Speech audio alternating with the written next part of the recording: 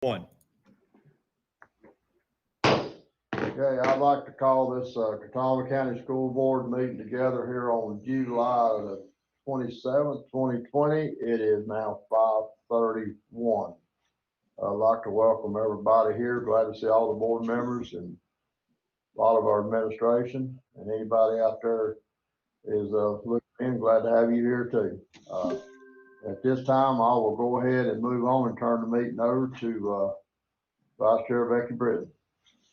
Okay, at first we'll have a moment of silence, and then Mr. Ron Abernathy will lead us in the Pledge of Allegiance. So if you all will, please stand.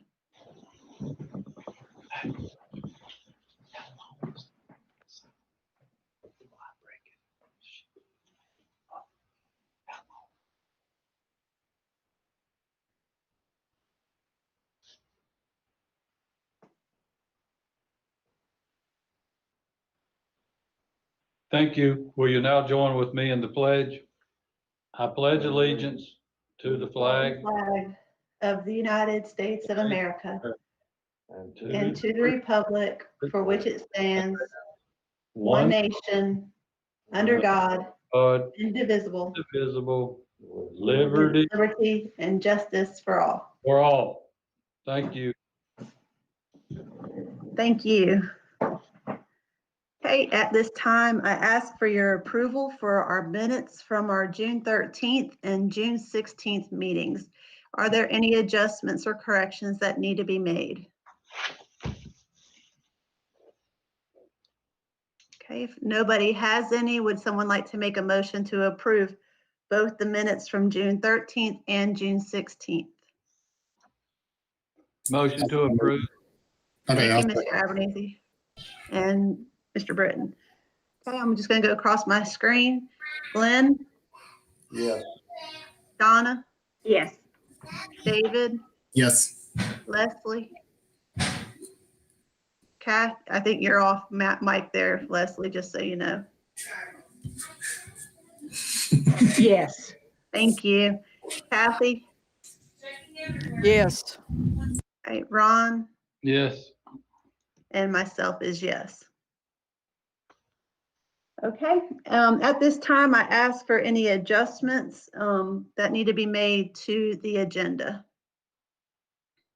I believe we have a few. Yes. Ms.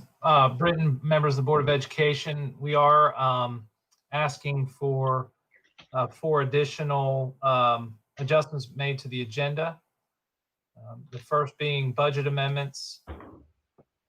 The second being approval of Claremont sidewalk easement, deed, and plat.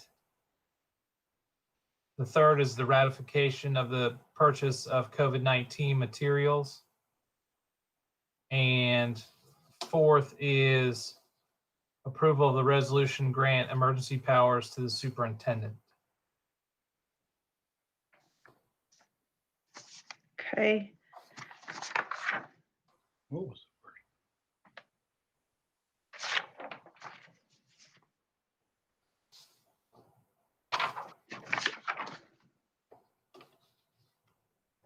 now were the plats, was that on there already?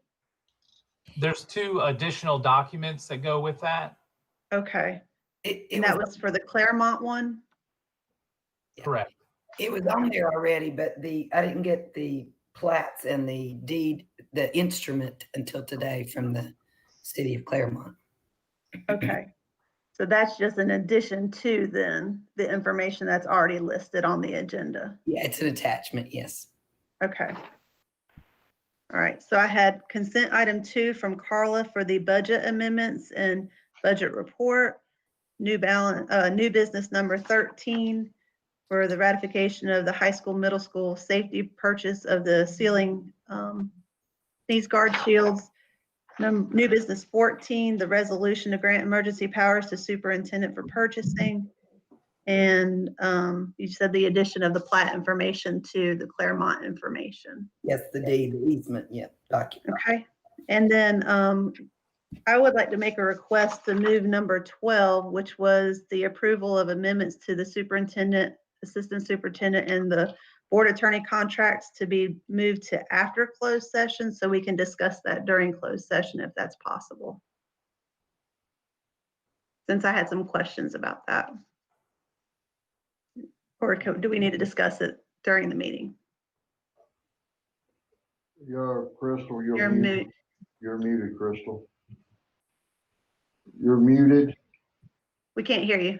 Sorry, you're proposing that it be moved as part of the agenda. So if your proposal to move it, if the motion to approve the agenda includes that, then it'll be moved till after the closed session. Okay. That's what I would like to ask for as well then. Let me back up. Okay, we got a number 13. What's number 13? The ratification of the safety purchase of the ceiling, the hanging sneezing guard shields. That's 13 and 14. Number 14 was the resolution to grant emergency powers to the superintendent for purchasing. Okay, who's going to be doing them presentations?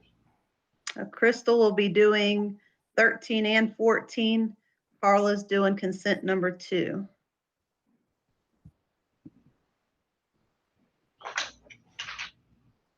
Is that correct, everybody? Okay, Correct. Sounds Okay. good. I'm just trying to keep it in line, so. Anything else? Becky, explain what you were asking about number 12, new business number 12. I just had questions. Actually, I sent them to Crystal, I think, earlier, but I didn't get a reply back from her, so What were you suggesting about 12 on the agenda? I wasn't clear. just moving it after closed session.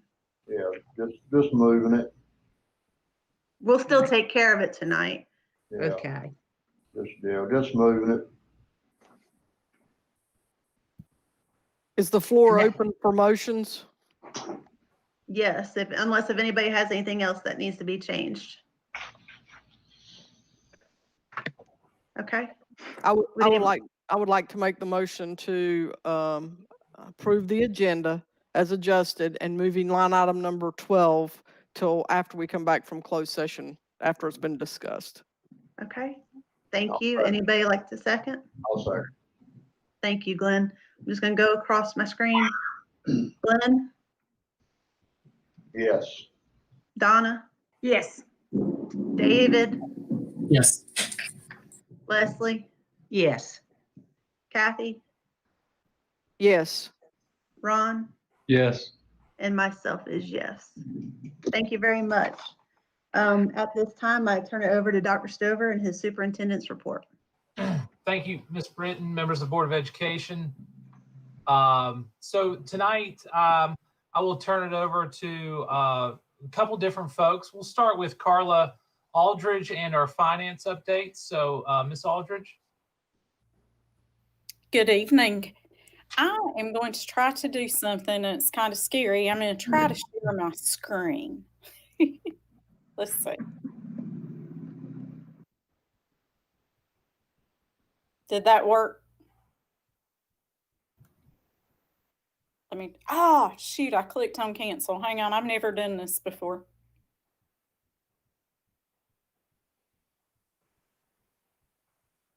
Share. Sorry, y'all. Can you see it now? Yes. Okay, good. So, oops.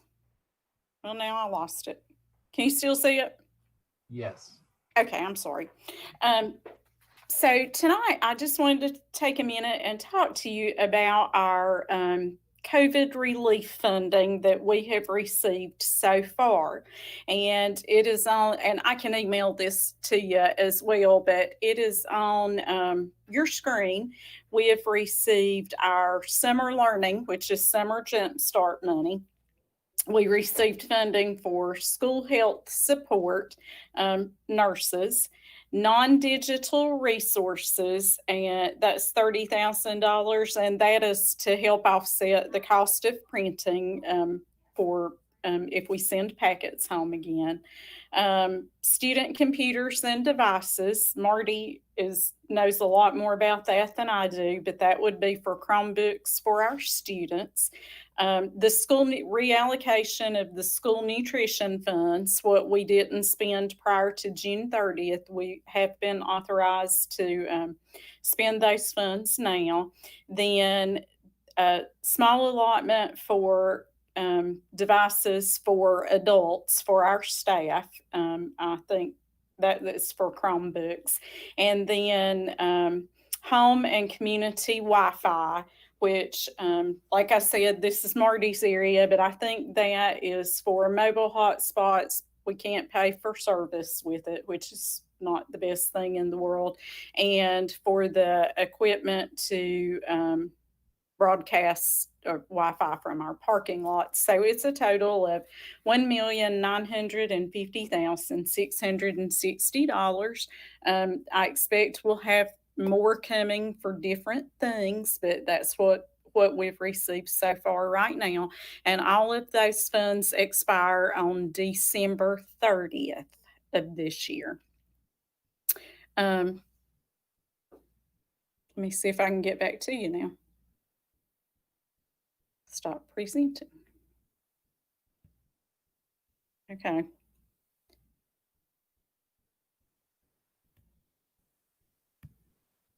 All right. Do you guys have any questions for me? I'm trying to figure out how to stop. Yep, there we go. And let me just mention one thing about the budget amendments on the consent agenda tonight. Those are the budget amendments that I emailed you at the end of June, and we just need official approval to finish up the year. Thank you, Ms. Aldridge. You're welcome. Hearing no questions, or if you have any questions, we will move on to Ms. Deanna Finger to give you an update on our curriculum instruction planning and procedures for Plan B. Hello, all. Good to see you this evening. Hope you're doing well. I'm not going to share my screen because what I'm going to talk with you about will go official tomorrow at the admin retreat. And so I want to make sure principals get to see that and give a little bit more feedback before it would be out into the community just right now as we're trying to make some final decisions tomorrow.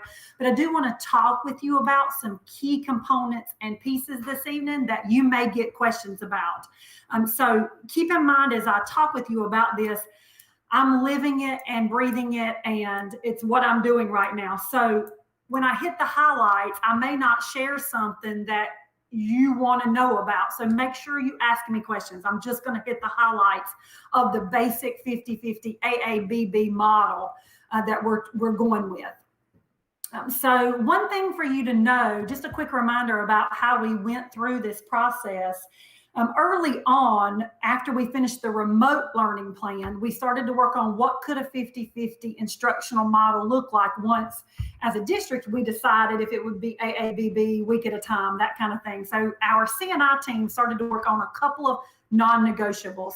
We took that, and I think Dr. Stover sent it to you, and we created a screencast out of some of those non-negotiables and then asked 8 questions to BLTs for feedback on the basic components of that instructional plan. And over the last week, we have received those. They had until lunchtime today to turn that in. Most of them turned it in last week, thank goodness. So we had the weekend to work, which turned out great. So today, 12 o'clock was the deadline. So we met today, Shelley Black, myself, and Doug Roney from 12 to basically 5 in between job alikes, and finalized based on more feedback. And I'll be honest with you, we were able to put in place procedures and processes that met, I would guess, 80 to 90% of the suggestions in the feedback. But understand this, the biggest disagreement in what was sent in, and when I say disagreement, different philosophies, was, do you proceed with new instruction and new learning on remote days, or do you stick with that solely during the face-to-face days? Well, the bottom line to that, we probably had 60 to 70% saying we've got to have new learning or we won't make it. And then 30% saying, I just want to do the new learning on the face-to-face days. Just let them practice when they're at home. And so we went back and forth on that. But to be honest with you, as a parent, I expect the teachers to finish the curriculum. I expect them to do their best to teach me the course that's in front of them in the time that they have. And the only way to do that is to provide new instruction with support on face-to-face days and on remote days. And so we've got in our plan some really good ideas of how teachers do that. The main suggestion will be for the power standards or the main standards that we are helping them to notify or dictate which ones those are, will be taught during face-to-face time, whereas substandards, the best word I can come up with, substandards that are easier to teach through video or at home will be taught on remote days. Then when the students come back in, they can be placed into smaller groups to go back over that, review, differentiate what students need additional help with from what they learned at home. It is truly the only way to get through the curriculum. And I feel like we owe that to parents and students to try to attempt to do that. So that was probably the only thing that I saw two different camps in the feedback of some teachers saying, we got to go, and some teachers saying, oh, I don't think we can go. So that's the one that you could hear a little bit about along the way. So just a few other pieces I thought you might be interested in. Regardless of face-to-face or remote, we are asking teachers to work out of the same LMS they would have if Dr. Stover has to change gears or the governor and we go to Plan C. We are under the impression that at any point in time, we should be prepared for that. And we don't want to be behind the eight ball. So we are working out of that LMS regardless. And after the first 2 weeks of staggered entry, all of our students, including kindergartners, will be proficient at being able to use that Chromebook to log into the LMS and complete assignments and understand expectations. So we did our best to align this plan to easily transition to Plan C and back and forth all year if Dr. Stover needs for that to happen. That was our number one goal. So that's one thing I thought you might want to know. Teachers will have to provide office hours to remote kids only on Fridays. We got a lot of feedback on this. We want students to focus on the face-to-face students in front of them while they are at school. So a principal had a great idea. He said, why don't we come up with some ways to provide a back channel instead of office hours on those days? So Canvas has a great back channel, Google Classroom capabilities, and of course, email and some other ideas we have so that throughout the day, remote students can ask questions to teachers. And then as soon as the teacher has a spare minute to check it, could respond to help that particular student instead of saying, I'm going to be on office hours every day during my whole planning time, which teachers don't have time to do because they're trying to plan, or I'm going to be on office hours after school for 2 hours after school. We just thought it was way too much. So we're going to ask teachers to provide that back channel. Our high schools went nuts over that. They thought that was one of the best ideas they've heard lately, is that back channel to try to answer questions as quickly as possible. We're also making some suggestions to schools to use particular staff members to host some office hours, not necessarily the teacher who's teaching hard, but other staff members who can help to mitigate issues during the day that could be online more. I'll give you an example. Marty and I discussed the media coordinators having some office hours during the day for tech issues that they might be able to help with Chromebook issues and that kind of thing. So we've got some good ideas for being able to provide more services for students during the day from other staff members as well. So that's the idea. And just a couple of other things. We want to make sure that students are fully aware of the expectations, and remote learning this time, they are going to be held accountable for that. There'll still be grace but they are going to be held accountable for the work. They are going to have to do that. It will be a part of their grade and what's happening in that classroom. And we think it's going to work fine, because when you have to come back in the classroom and face your teacher when you've not done what you need to do, it's much harder than when you're just at home and you don't ever have to come face to face with that teacher that you have a relationship with to say why you're not doing what you need to do. We are going to continue to use the word grace, because we also know what students are dealing with at home. So flexibility in work as well, and timelines for that. I'm going to scroll on down to I'm actually in a PowerPoint we're using with principals tomorrow. I know you can't see that, but I don't want to leave anything out. So the other part you might be interested in, yes, the teachers will still create a lesson plan, and the BLTs get to decide that, like always, and when they'll turn that into principals. One question was, do we have to have 2 or 3 different lesson plans every week? Absolutely not.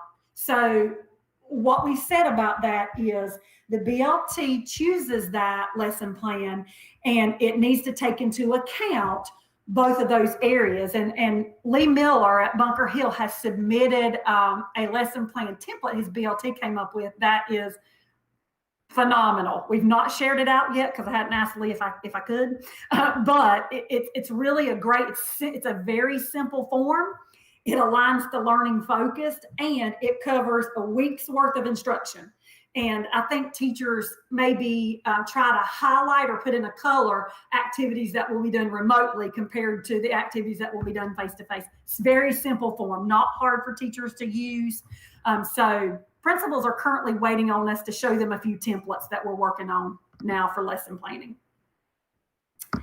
One or two other things I wanted to mention to you. At the elementary level, actually at all 3 levels, we're going to try to mirror the normal daily schedule as much as possible. So the big question is, at the elementary level, do we get to have PE and art and music? Absolutely. We believe that's important. Every single school gave us feedback that students need those special area classes. At the elementary level, those teachers will push in so that we don't have student transition. That's not going to be the easiest thing. But the procedures, if we do it the other way, are crazy for what they'd have to do in between, and being able to try to eliminate as much as they can as far as the virus goes. Outside will be a great option for them as well on days that they can handle that. So teachers will get their grade level planning every single day. They'll have time to do that. They'll have recess. I about said like normal. Normal's not even in the vocabulary right now. They'll have recess. It's not going to look normal, but they'll have it. Then at the middle and high school level, they're going to mirror a normal schedule as much as possible. But I will tell you this, at the elementary and middle, those special area teachers, I'm talking about encore special area, they will spend their time face-to-face instruction on those 4 days. Remote, and this is the feedback that we got, and we agreed, the remote instruction will be focused on core, reading, math, social studies, and science. So as an example, a 7th grade PE teacher is not going to be given a 30-minute remote assignment per day for kids at home. We want kids concentrating on the core while they're at home. High school looks different. So I'm a high school student, and I have 4 periods that I'm transitioning through. When I'm at school, I'm going to those face-to-face with some cleaning procedures in between to the best of our ability. And then at home, I'll have assignments, asynchronous, but some videos teachers have made, those kinds of things that with new learning that I'll be working through at home for those 4 periods during the remote days. So high school will look a little different. It truly will pretty much follow their normal schedule during a day. Here's what will not happen so that you know. I'm a student and I'm at home. There will not be a requirement that at 10 o'clock every day, I tune in to a Google Hangout with my teacher in my class. That's not going to be the case. It will be asynchronous in terms of having to tune in at an exact time. there will be a lot of teacher video used. So the good thing about that is kids have flexibility of when they watch that, and they'll have to watch it that day. It's the assignment, but they will have some flexibility in that. The difference in that is if we go to Plan C. If y'all remember, in Plan C, there are specific times they tune in for first period, second period, for that synchronous instruction via Google Hangout. While they're teaching kids face-to-face, we won't be able to pull that off. So those are the basic things there. One question, I can't remember who asked it last time we met, but K1, we are a little concerned that there are parents who may want to sign their children out early since they're there 4 days a week. And we're not going to set an exact rule on that. Parents can sign out after 12:30. What we're going to do is ask principals in their schedules to do their very best to make sure the core is covered for kindergarten and first by lunchtime. So if parents want to sign their kids out, they would be able to do that. And principals feel like they'll be able to take care of that. And so I think that will help, hopefully help a lot of parents with that. The last thing I'll mention to you is we have a lot of really cool resources underway. We are making pacing guides for every subject area for the AABB model to tell them which power standards need to be taught face-to-face and which standards could be taught at home. They're easier to do. We're making those pacing guides. We have 3 teachers who are making videos for us of what it looks like in their classroom, AABB. What does it look like we have elementary, a middle, and a high from the time they walk in to the time they leave instructionally. So that's being created. We will also offer once a month, we've made this decision today, some hangouts for teacher groups on Friday afternoons that want to tune in and share strategies for what's working and what they need help with. So some good strategy time for teacher share during the actual school year. So I hit about 30% of what's in there, but what I thought you might be interested in. What questions can I answer from you guys right now about anything teachers have asked you or concerns that you have? Deanna, Kathy has posed a question if you'll check the chat. Okay. Sorry.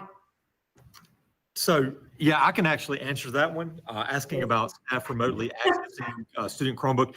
Yes, we do have the capability of remote support, just like we did back in March, all the way to the end of last school year. And so we will have staff, that will be staffed as part of that remote support. Deanna, will you share that PowerPoint with us then after your presentation tomorrow so we can review that? Absolutely. Okay. Yeah, I'd be glad to. I hope you can understand. I don't mind you guys having it right now. I just hate for it to, get out there before principals have had that. We will pretty much go with what's here, but we wanted to give them one last chance tomorrow to say, can we please consider this or something else they'd like to bring up now that they've met with their BLTs.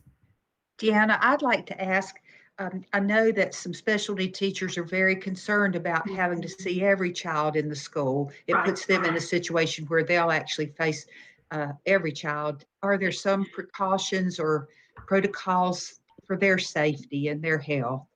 Yeah, and I can speak from the instructional side, and then I don't know if Dan can add to that. They'll have to follow the same procedures as everybody else, but a lot of the elementary principals especially are discussing this. They've got some really good creative ideas of how to limit exposure. For example, PE. So let's say first grade, those classes might have PE for that entire week. So that PE teacher is at least limiting in first grade the class that teacher sees. That's the special area that class will have all week in that first grade. So the PE teacher's not seeing every class in every grade level. So there are some ideas instructionally out there with scheduling to try to limit some of that exposure. Dan, can you speak to that at all, or any other thoughts you have on that? From a safety standpoint, of course, Each of our teachers will go through the health check, and each of the children will go through the health check daily. We are providing our masks to our employees, and most of our teachers will also have those guards, those plexiglass guards. Now, obviously, a PE teacher, hopefully most of the classes would be conducted outside. Yes. If weather would permit, that would be a safer environment. But we will certainly do the best we can to keep our teachers safe. Thank you. Ms. Finger, Yeah. I was, as you know, I work in the Burke County district as well for my juvenile folks. I just got some information that Burke County is actually going remote for the first 4 weeks. So, you giving that heads up about may having to go remote is probably something for everybody to be aware of. I think my information was they had 5 people in the clerk's office, which is courtroom staff, test positive since last week. So, just, still out there. So. Absolutely. And we'll start our conversations with principals in these PowerPoints tomorrow with, we have to assure we're aligned to Plan C as closely as possible. We have those PowerPoints ready to go too. So let me tell you what happens after the principals get this tomorrow. So we'll do training with them at the admin retreat with these PowerPoints, and they'll be charged with teaching via this PowerPoint and other slides they may want to add for their own school, scheduling or whatever they want to add. They're going to use our slides and add to it to use with their staff to teach them the expectations of instruction. They can screencast it, or they can meet virtually with their staff to teach the processes and procedures. But we need it to come from them because they need to tweak and add what else they want to that for their own school. So that will be the next steps in the process.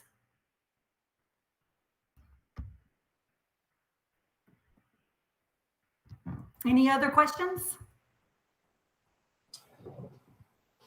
Thank you, Deanna, and your passion and wisdom and all the input that everybody's been given. And over the weekend, as I read your plans, using people's input, I value how you guys really try to marry what everyone wants. And that's hard to do. So great job.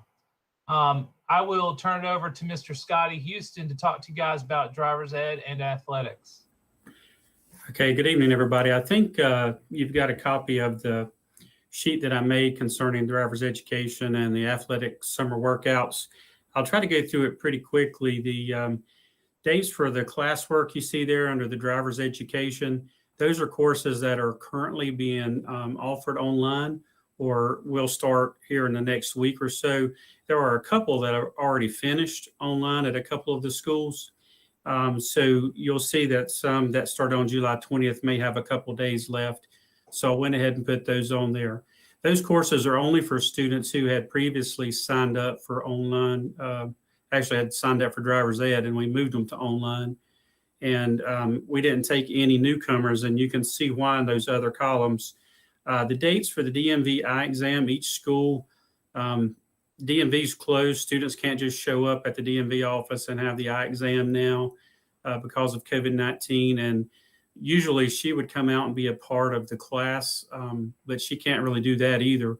But she can come out and set up. So each of the high schools have set up a day or two that students can come in to the cafeteria, or usually it's the cafeteria, and still get those eye exams done as part of the online course. It's just a lot of social distancing and mask and in the building one at a time. So the instructors are there making sure kids only enter the cafeteria space one student at a time. So those are dates. If you were to hear from a student who said, hey, I was at Maiden, for some reason I missed my eye exam, they can always attend one of those sessions at the other schools. Those are not locked in to just that particular set of students. I would advise them calling this school and just giving them a heads up that they're going to be there. Classwork numbers, that's the total number of students that are being offered the course online this summer. And those numbers vary greatly, honestly, from Fred T. Ford having 89 to Challenger having 15 and St. Stephen's having 23. And a lot of that has to do with when the last course was offered before COVID-19 hit and when that summer course may have been scheduled. For example, St. Stephen's had just finished a course, and so their May course had not had a ton of signups. Most of them had signed up for the February, March course. And then Saint's summer class wasn't until August, so they had very few, if any, sign up for that particular class. So Saint doesn't have a lot of kids taking the classwork this summer, but all of those classwork numbers represent all the kids who have been able to take the course through Google Classroom this summer with our instructors. And then also the driving numbers, that's the total number of students that either didn't get to drive from a March class or taken a class that they would have taken in May. So you'll see that most of the high schools have around 60 or 70 students, again, with the exception of Fred T. Ford. It just, the way it fell, they had a lot of students signed up who had not had the opportunity to take the class before all of this kind of came upon us. So our goal is to get all of those, the coursework will definitely be done. All of those students will definitely have their classwork done. And our goal is to get all of those students in a car and driven with before we get to our next course. I spoke to you, I think, last time about Catawba County being chosen as a pilot program for an online Canvas course. Our instructors and myself are in the middle of that training. We've had 3 2-hour sessions so far, and I think we've got 3 left. They're walking through the instruction of the course with us, as well as how to use Canvas. And honestly, that's the biggest part of the course, is how to present it using the Canvas format. So all of our schools in September will offer our first online driver's ed course using the Canvas program. The great thing about that is now it's online, it's asynchronous, as I'll steal a word from Deanna. I wouldn't know that by myself, but the students will have office hours with the online instructors. They will have classroom discussions. They'll have backdoor chats with them, but they will be able to complete their assignments by given set dates. So if it's if a student that plays sports or is in athletic programs, they won't be confined to a specific class. They could actually take it anytime they wanted to, and as long as they felt like they could complete that work in the evenings after their practices or games. So that's a good thing, and those will crank up. We're one of only 6 districts getting to start that pilot program here in September, so that'll be good for us in the fact that our kids will not miss any time in driver's ed instruction. Down below, you see the athletics summer workouts. You'll notice I listed the school. Different schools have different sports participating. Not all of the fall sports are participating. In some cases, some schools have all fall sports participating. The only winter sports that we pretty much have going right now is basketball. And again, that's not at every school. So different schools and different coaches are offering different things during this time. Some of the issues that we've come up with, there's been some cases where kids were around other students who may have been exposed, or a coach's kid might have been near somebody that was exposed. In all cases, we aired on the side of safety. We just asked those folks not to come back until negative test results were given, and that's what they did for us. You'll see 3 of the schools have had no issues. One school in particular, Fred T. Ford, had a couple kids actually test positive, but the kids did exactly what they were asked to do. They felt like they had been around someone who had it, or a family member was exposed, so they didn't come to workouts like they were asked not to come. And then eventually the people they were around did test positive. They went and were tested, and they also tested positive. But in both cases, they had not been around other students at these workouts enough that it exposed any of our other students. So both of those students missed at least 10 days and had to provide a negative test result before they could come back to practice. And from those incidents, nothing else has occurred, no other sicknesses of any of their teammates or anything like that. Down below, and it's very fine print, I was trying to squeeze it all on one page. I've been in constant conversation with our high school and middle school athletic directors. Our middle schools are pretty much holding off until the High School Athletic Association gives us some kind of clear guidance. So right now, all of our middle schools basically will not start any kind of workouts until September 1st, which is the official start date of the high school practice season right now. And that's a temporary start date. We're hoping for more clear guidance on what athletics will look like later. You'll also see there that all of our high schools, some were in the process of planning, had plans worked out, and we're trying to, put the brick schedule together. But the state competitions have all been canceled for the fall. And so there's really nothing to compete in as far as a marching band. And between that and the difficulty and what they would do with students trying to play instruments with masks on, it was just a little overwhelming. So all of our high school bands have canceled their camps. And that's not just us. I think that's pretty widespread, definitely in our area. Hickory, Newton, all the county schools, and a couple others have all canceled their band camp activities as well. So just wanted to give you an update of where we were. Things are going the best they can. I think we're trying to move forward and just keep ducking and weaving around the obstacles that get set up before us. Hopefully in our next conference call or meeting with the High School Athletic Association, they'll give us some more clear guidance on where we're headed with athletics this fall, and if the September 1st deadline will actually hold up. That's all I have, unless anybody has any questions.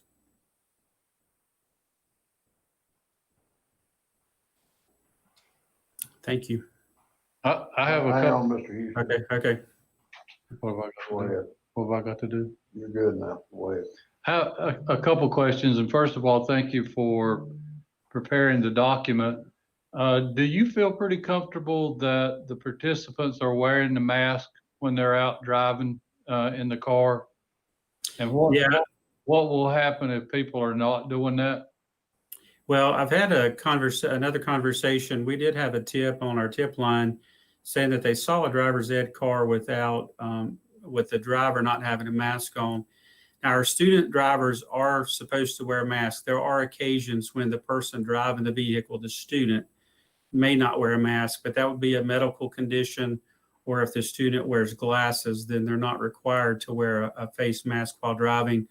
If you've got the mask and glasses, it can cause your glasses to steam up. Yeah. So we had a tip come in. I called all the schools, spoke with all the coordinators personally, tracked down the drivers on that day, and I'm pretty confident that there may have been a vehicle in one area that a student didn't have a mask for sure and didn't have the medical reasons. So basically relate to them. If we can't do things with the instructors following all the protocol and the students, then we'd have to pretty much shut down the driving portion of driver's ed because they're carrying the Catawba County Schools name on the side of the vehicle and easily seen. So we reiterated that back out to everyone to make sure that we're following all those guidelines. Good. And you feel like the message was taken and received well? Yes, sir. I think so. I think 95 to 100%, it's always that one person that you need to make sure they get that message. I think most of our folks are doing exactly what they need to be doing. And I guess part of my question and with that is this whole thing of all of us having to trust that people are going to do what they're supposed to do, that it won't jeopardize the whole camp. And we're going to be experiencing that in about 3 weeks. Exactly. That everyone needs to understand how important it is to do their part. The other question was that for the football, for instance, and I looked through my stuff and I know you broke that sheet, but how many people are supposed to be and can be participating at one time, say for football right now? For any sport that's participating outside. Now, if football were to move inside because of weather or something like that, then their guidelines would change. But as long as they're outside, they can have up to 25 people, but that includes coaches, medical, or whoever happens to be out there. And they can be in a group of 25 on the football field. We advise that they might want to to break that down into smaller groups so that if someone were infected, it would be an easier track on who they had been around. But the requirement from the state says it has to be less than 25. So sometimes teams are using the football field, and then another 20 students will go over to the soccer field, and they'll have simultaneous practices going on at one time. But anything that's outside can have up to 25 people present. Okay, I was thinking that I couldn't remember the exact number. Thank you, sir. Yes, sir. Scotty, was that 5 people per workout section when they were inside lifting or working out? Was that number 5? Well, weight rooms are off limits. They cannot lift weights inside. If they're going to do any weight work, they have to take that outside. So weight rooms have been eliminated. If they're inside, it's 10 or less. Okay. So if you have one coach, they could have 9 players. If you have 2 coaches, then 8, as long as it's 10 or less inside. Okay. And some of the folks I think are doing weights, but I think they're doing individual hand weights, and they're taking those outside, and students will do like individual squats holding the dumbbells, and that makes sharing out of the question. Okay. All right. Thank you, Mr. Houston, and all your work. We appreciate you. Last thing, board, that I'd like to share with you is next couple of days is our administrative retreat. And we are geared up to be in full COVID-19 response and how we're going to start. I'll also tell you that we are working with a group called Dream Builders to begin to help educate myself and our administrators on cultural biases and sensitivity. So as we have learned that we will have societal issues in our schools, we need to be able to deal with those. We need our students to help understand one another. We need our staff to understand our students, and we need our administrators to understand our staff and students, and you need your superintendent to know how to do that too. So I will be in there with them, and also through the State Superintendents Association, we'll be doing a parallel course through that organization, Dream Builders, to learn more about cultural biases and how to have a better lens for all cultures that are here in this county and state. So wanted to tell you that. I also want to tell you that you'll see I purposely wore my outfit today. It doesn't match, but there's a reason for it. I got my tie. That's my Catawba County Schools tie, and I got my Catawba County Schools thing. And today, our maintenance department gave me my mask for Catawba County. And you know, every day when I open my email, you know, we're constantly getting hit with bullets, as I'm sure you folks are as well. But I want to tell you this. We were not put in these positions because we weren't able or meant to be here. You folks were elected to those positions. You folks hired us to do these things. And so I want to encourage you all to know that I'm proud to be part of Catawba County Schools. And I'm proud of what we stand for. So you might be getting a couple bullets here or there. But I want you to know that I'm super proud of you folks. I'm super proud of our staff. And I know we're doing good work. And I know we're doing great work to keep people safe. And when I listen to how people listen to others to try to accommodate every single person, I couldn't be more proud. And I know you as the board are leading that and helping to do that. And I just want to say that I'm never embarrassed to be part of Catawba County Schools. And tonight, I want you not to be either, because I'm super proud of all our folks and what we're doing. So thank you for your leadership as we move forward. And that's all I have for tonight, Mr. Fulbright.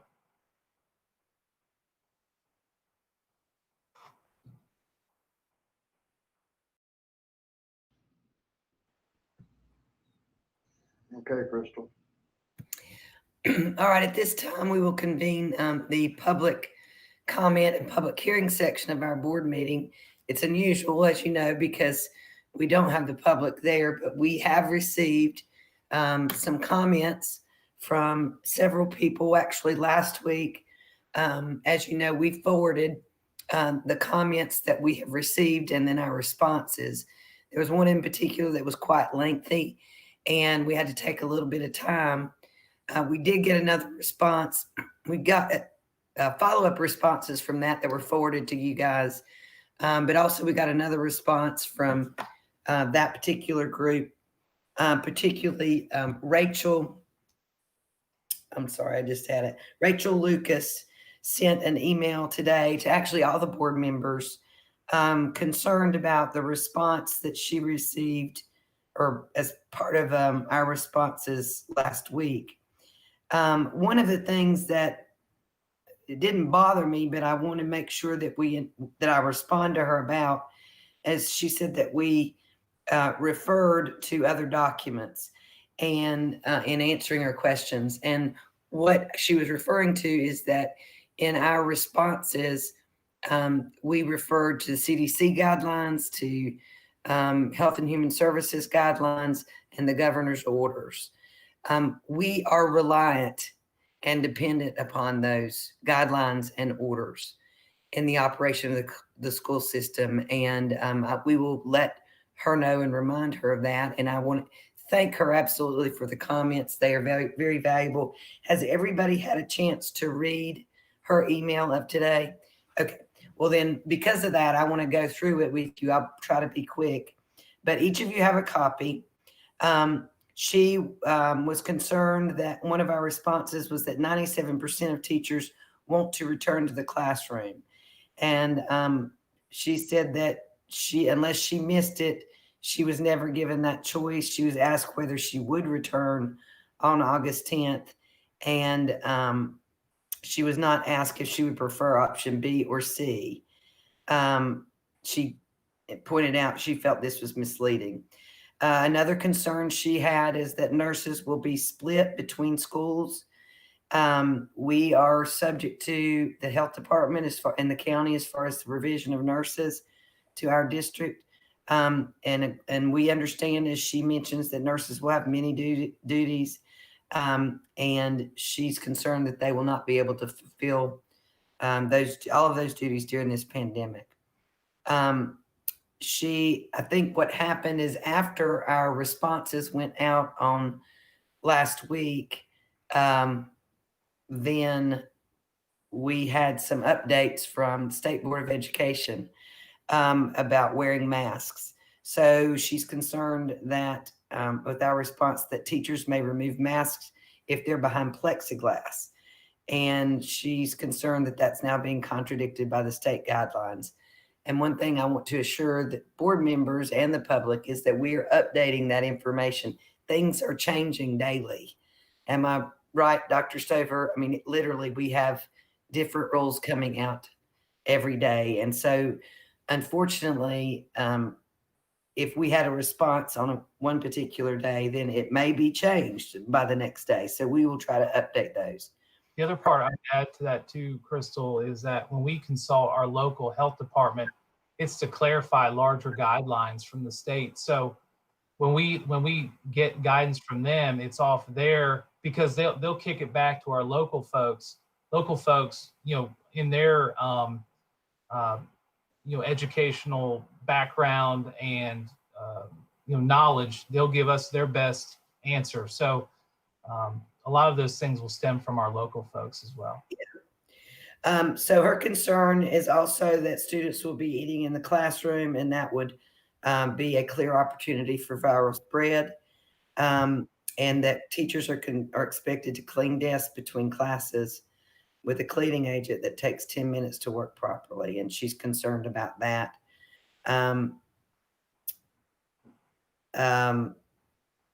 She is also concerned that despite we assured our assurance to everyone that the decisions to reopen was taken in consultation with medical professionals, she's concerned that the CDC director recommends a case positivity rating of 5% or less before opening schools, and that Catawba County's rate is 10%. And we're in 100% community transmission. So she's referred us to that, and I encourage you to read everything particularly that she pointed out. She has a tremendous medical background in her family. And she, I think, is urging us to reconsider reopening in the fall, and because she's concerned about the safety of students and teachers, and because the Catawba County's positive rate is too high. She's, made some really good points. And she's also reinforced that with the fact that all of our students have Chromebooks and are perfectly able on Chromebooks to engage in remote learning. In addition, we had an email, which I forwarded to you guys too, from Mr. Philpott. And I don't know if anybody's had a chance to read those. That one came in today, and then I forwarded you an email from last week. And his concern is, just a second, I want to make this clear, to reconsider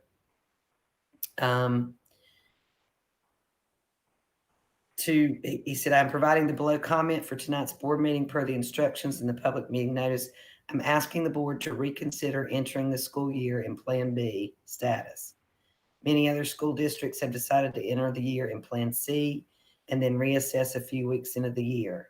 Asking our students and parents to make a year-long decision and commitment this early in this year places our school system at a disadvantage and our students and teachers at higher risk compared to others, especially considering the current high number of COVID-19 cases in Catawba County.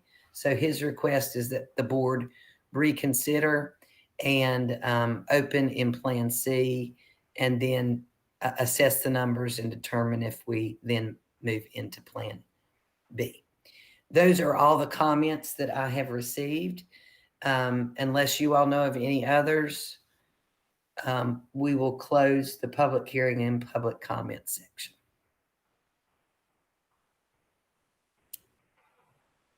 Okay, Glenn had to step out for just a minute, so we will continue on with the agenda as presented and move to the consent items, early Head Start reports. And the second consent item was the budget from Carla. Would someone like to? I make a motion to approve the consent items as presented. Thank you. Do I have a second? I'll second. Okay, thank you, David. And I'm just going to go across my screen with those who are present in the meeting at this time. And Glenn is back. Glenn, we have a first and a second. Would you like to continue? No, you go right ahead and finish it, please. Okay. Donna? Yes. Okay, Glenn? Yes. Kathy? Yes. Leslie? Yes. David? Yes. Okay. And Ron? Yes. And myself is yes. Okay, I'll turn it back over to you, Glenn. Thank you, Becky. I'm sorry, I just had to step out for a second. No problem. Okay. Unfinished business, construction updates. Mr. Moore. Yes, sir. Thank you, Chairman Fulbright, members of the board, and Dr. Stover. Marty is going to drive our presentation. This is our Catawba County Schools construction update for July 27th, 2020. So the first photo you're going to see, if you haven't already had an opportunity to review this, is a parking lot view of our construction, specifically our bus parking at St. Stephen's High School. And that is progressing well. And it's been a while since this photo was actually taken. So we have actually progressed farther along than this photo shows. Next slide, please. This is also at St. Stephen's High School. And you see some elevation change there as the pad is being prepared. The photo to the left will be the location of our learning commons, and as we blend the school together and create a more sound and safer structure. Next slide, please. Another view of bus parking. You can see that they're beginning to apply the crushed stone. Next slide. and another view of parking. You can see our construction company has now placed a temporary office at the top of this location. Next slide, please, sir.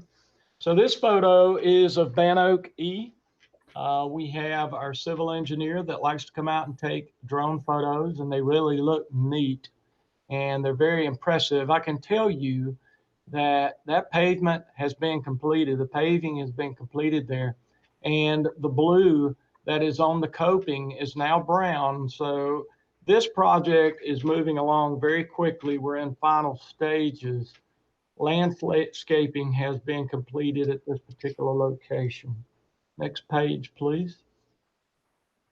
Again, another drone view there of the entrance to the building. I think our architect has done a great job of blending the old with the new. You can see on the right-hand side there that photograph of areas in which those window frames have already been placed. Next photo.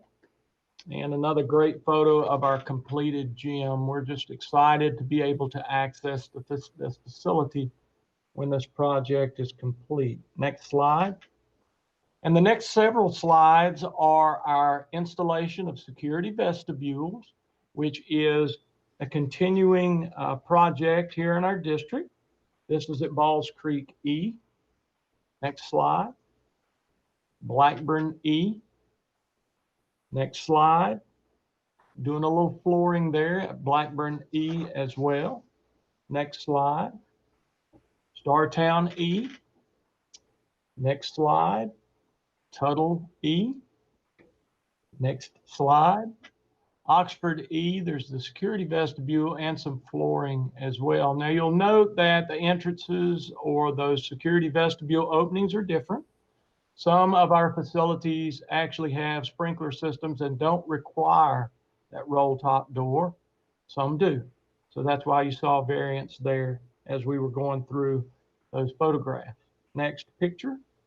If you remember last year, we had purchased a switchgear and we just couldn't marry up times out at Fred T. Ford, and we decided to purchase the switchgear, for want of a better term, put it on the shelf.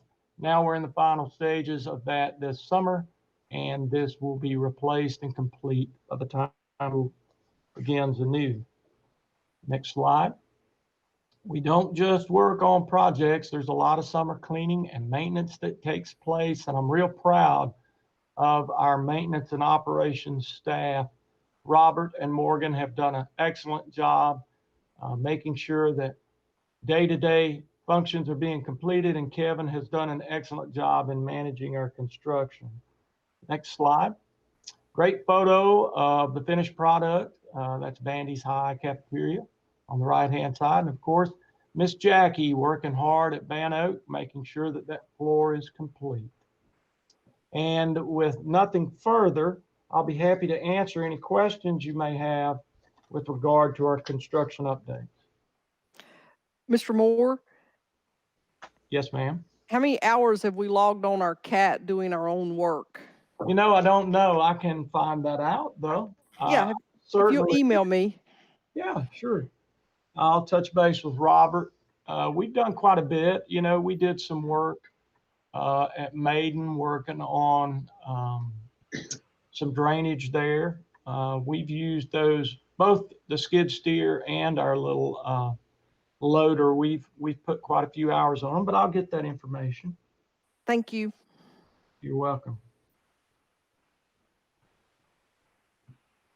Okay, does anybody else got any questions? Okay, we'll move on to Ms. Davis. All right. So you all have received the performance survey results. I will point out, we counted this up today, but on the team or administration's survey, there were, the participation rate was 68 out of 87. Some, I think, within the document did not respond to certain questions. I can't explain that. I don't know why. But there were 87 total who were given the opportunity to take that. I was quite pleased with the result being 68. you have any questions, that's for review. It's not necessarily for approval, just for your review. Okay. Does anybody have any questions? Yeah, raise your hand. Oh, yeah. Start with, I thought the survey was real good. I thought the surveys went very well. I was very pleased with the questions that we had for the school board. And we're not going to do it tonight. Hopefully we'll bring this form back at a later date for approval of these moving forward. Okay? Yes. We'll do it later. Okay, Marty, you want to go ahead and pull up them photos? Brought to you about the tennis courts at Maiden Middle last week, and well, that was high up. Anyway, you get that with the drone, Don? That's an aerial view that was taken in 2018. That was supplied to me by the owners of the home across the street. Oh, okay. We got anything close up from what's there now? Yeah, there we go. Okay. That's it. You can see it's looking in pretty bad shape, and the homeowners are concerned, and I understand their concern, being right across the road from their homes and right beside their homes. And we brought up the idea of maybe letting some of the homeowners there unlocking the gate, letting them take care of things and keeping it clean. And I would like to suggest, Mr. Moore, that we try to get them nets and stuff out of there and maybe use them somewhere else, or at least try to sell them before they totally go away. Yes, sir. Crystal, do we have anything as far as liability figured out yet? It's been a busy couple of weeks, folks. Yeah, it depends on how you want to go with it. Number one, if someone wanted to go in and maintain it, or and I say maintain, the only thing I know is spraying it. First of all, they would have to comply with our requirements, and I don't think with our DPI requirements. And Dan, chime in here. You have to be a licensed person to administer pesticides on school property. So they couldn't necessarily spray without having licenses. Okay, that's the first issue. I mean, they could pull up weeds, I guess, but we would need to have a release from liability in case they were injured. I don't know if they'd be allergic to any of that. And second of all, if it would be ideal if Maiden would lease the facility and then also agree to cover the property under their liability insurance. But according to what you said earlier, they're not interested. So to me, the only options, our liability, we wouldn't be able to allow them to spray pesticides. We would either have to do it ourselves or hire a corporation to do it under our guidelines. And second, we have not leased out a facility for facility use to an individual, and they would have to enter into a facility use agreement if they wanted to have the key and use it or allow other people to use it. So it depends on what level of use and access to it you're talking about. What if we didn't use the spraying part of it? If they just went in and weed eated and stuff like that, what do we need to do in that situation? I understand the spraying part. Well, unfortunately, they would have to sign a release of liability. They're not our employee. They would also have to sign a claim saying that, or a statement saying they are volunteering. Clean it up. Okay, well, that shouldn't be a problem. So can we have them to get in touch with you and maybe work up that paperwork? Yes, but they can't use pesticides. I have to make that clear. Why can't we just clean it up? Why can't the county, why can't school? That's what Dan, I think, was going to maybe wait. Yeah, I think we can. And first of all, I apologize. I think when this was initially brought to my attention, immediately I thought of renovation of the facility and paving the courts. And I don't know why I went there, but that's where I went in my mind. This is certainly something that we can have our vendor clean up. and we can get that taken care of this week. Oh, that'd be wonderful. We have you. I'm Mr. sorry? Moore, Mr. Yep. Moore, is there plans to demo this site? Is it going to be used? Can we repurpose the fencing at some other location? You know, can we just, I mean, do we really need it? Is it something that the community is going to use, or is it an eyesore and just needs to be done away with? Kathy, it's an eyesore and that fence is very rusty. I wouldn't recommend taking it up and moving it to another site. It would be something you put on GovBiz and try to get rid of, in my opinion. The question I have is, the first aerial view was 2018 and there was no grass. So what happened in 2 years? Who stopped taking care of it is my question. We did. Well, we did. I mean, that's the truth of that. And I think in 14 is when we reapplied on that surface. I had an opportunity to talk to Kevin, and obviously a facility that is not used on a regular basis will fall into decay, as you can see there in that photo. And tennis courts are tricky things to work with. We've had success in using something called flex pave, which doesn't allow for those cracks to occur in those tennis courts. As a matter of fact, Maiden High School and Fred T. Ford High School are on schedule for their tennis courts to be resurfaced, but certainly we can do a better job. I take full responsibility for that, and we will get that taken care of. But the fact remains, what comes next? And there's options there.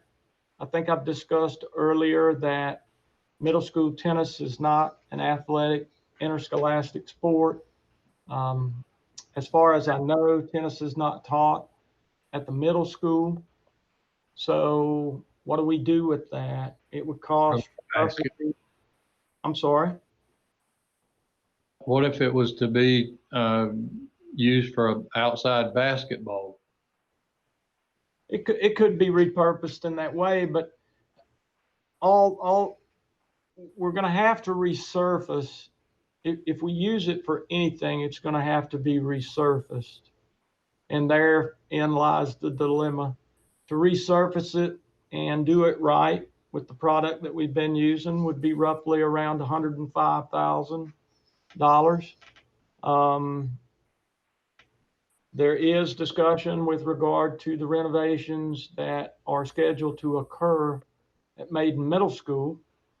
We are increasing the impervious area, which is additional paving, additional rooftop, which will cause for a new stormwater drainage system.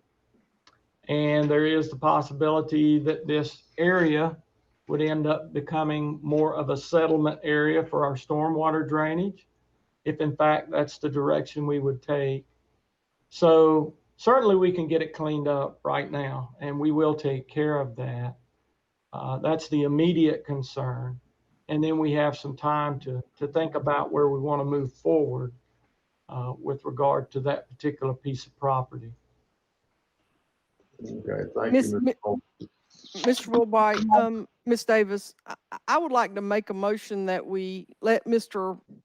Moore clean up the facility and then put this back on our agenda maybe in 60 days to make a decision about where we go after Mr. Moore's had some time, and maybe we seek some community input about what they want us to do with this. Is it an eyesore? Is it going to be used for construction if Maiden Middle goes somewhere? And get some concrete ideas and thoughts in place for the community members, and then just basically just get it cleaned up in the interim. So it just needs to be cleaned up in the interim, but we need to make some decision on where we're going with it. Okay. What about also, so is it just Maiden and Mill Creek that have the tennis courts then that are basically in the same conditions? Art has old courts that are in good condition as well. Okay. And really, there are times when they may use that during baseball practice, softball practice. It's rained, it's too wet to go out there. They may throw or take some ground balls on that surface, but it's really not used for tennis any longer. It's not able to be used for tennis any longer. Okay. So I guess, do we need to kind of do the same thing at those other two schools as well to clean them up? Yes. Okay. I would love to see a cost, if you can, of just what it would cost for demolition purposes. Obviously, there's going to be a cost involved. I would love to see what that would be versus kind of a maintenance ongoing. If you can do that. I have a figure. Kevin was able to access that. Okay. His estimate for a demo to remove the existing asphalt surface, fencing, tennis net posts, landscape, reseed, and restraw is anywhere from $12,000 to $15,000.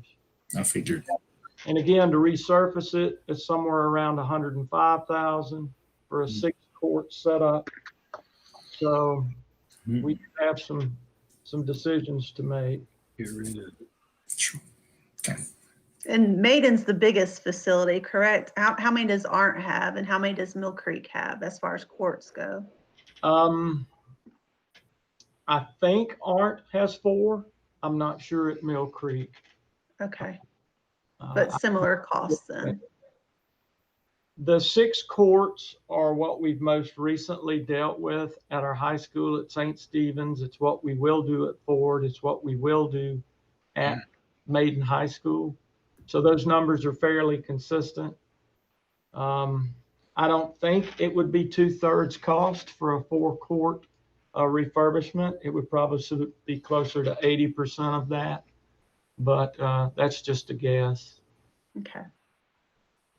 Okay, maybe Mr. Moore can bring us back at a workshop, with some ideas later on. But right now, we'll get it cleaned up. Appreciate that, Mr. Moore. Yes, sir. Okay, new business, update online Catawba. Terry Hall. Good evening, everyone. I am going to share my screen so that you guys can see the presentation.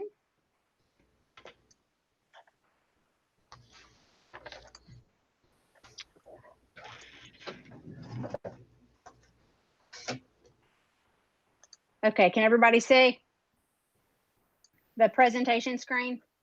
Yes. I can. Okay. So we'll start out tonight going through a snapshot of some of the data from 2019, 2020. So from last year.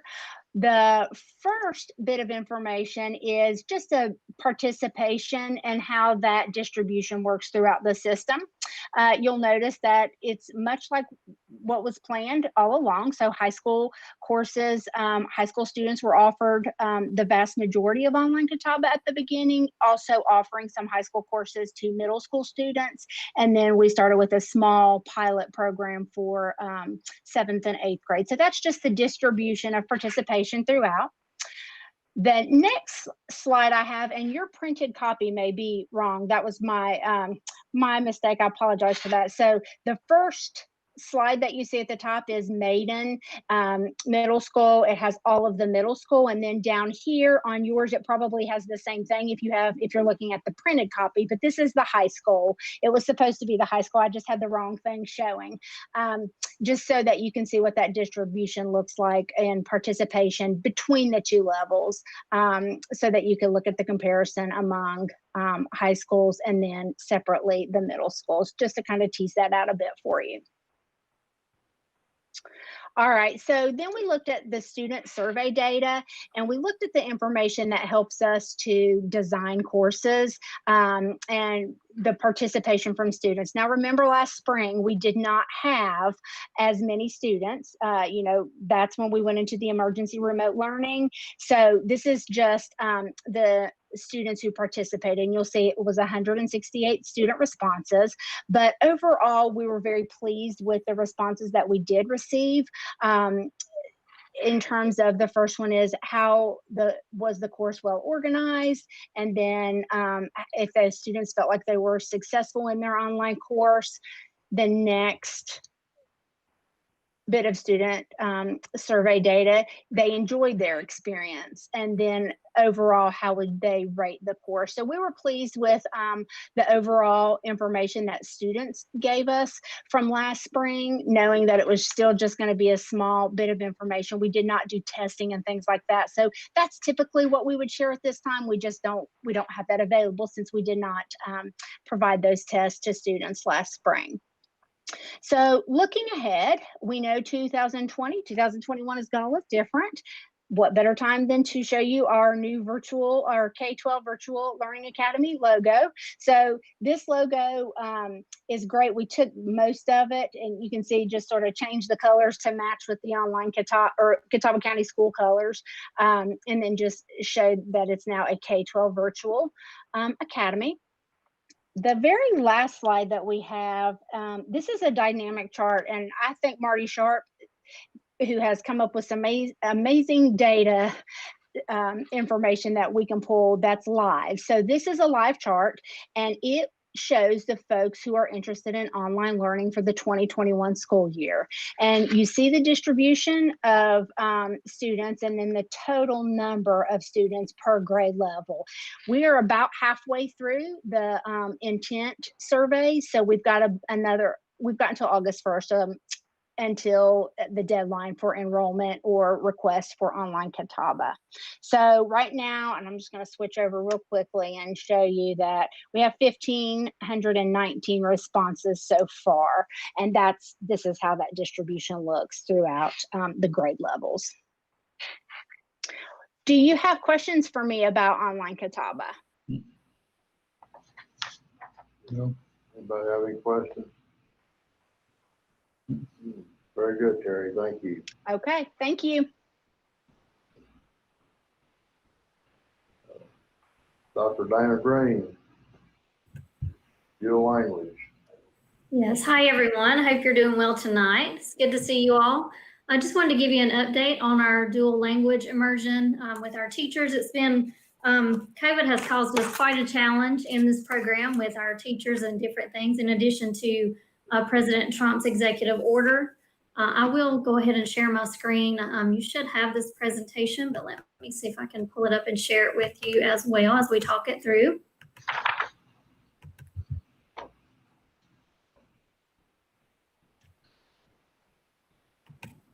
Okay, can you guys see that?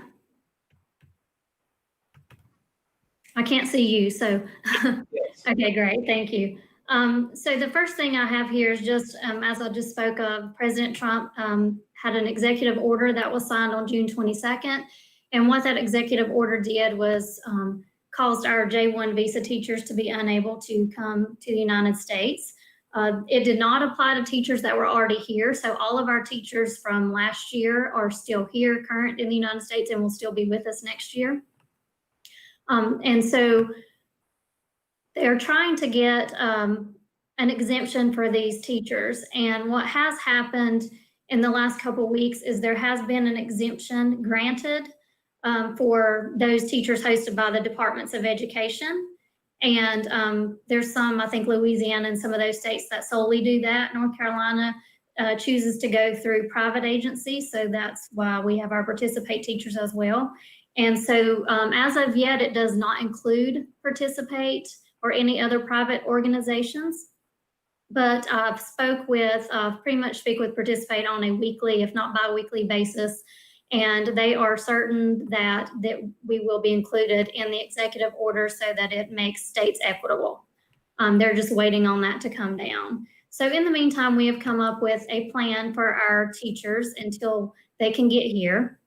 So at Startown, we were able to hire, Participate had several transfer teachers that were coming from other counties around the state. One of them was here on a co-teaching situation, and the 5th year teacher was able to stay a 6th year, so her job was not there for next year. So we were able to interview her, really liked her, and were able to get her for Startown. So the teacher that we had coming next year that can't get here, we're deferring her and asking her to consider coming the following year. And so we will have someone here in the States to begin Startown. At St. Stephen's, we were also able to hire a transfer teacher, Maria Gomez. She's already here in the United States. And the good thing about both of these teachers is that they were here last year during the remote learning, at home learning. So they've had experience with that. So we feel really good about that, and are really happy that we were able to get those two teachers. We also asked the teacher that was coming from St. Stephen's to consider coming the following year. Cheryl's Ford, they only had 2 transfer teachers to offer us. So at Cheryl's Ford, we are waiting for our 2 dual language teachers to arrive from Spain to teach our 1st and 2nd grade classes. And until they arrive, we have devised a plan for the teacher that the transfer teacher that's coming to St. Stephen's.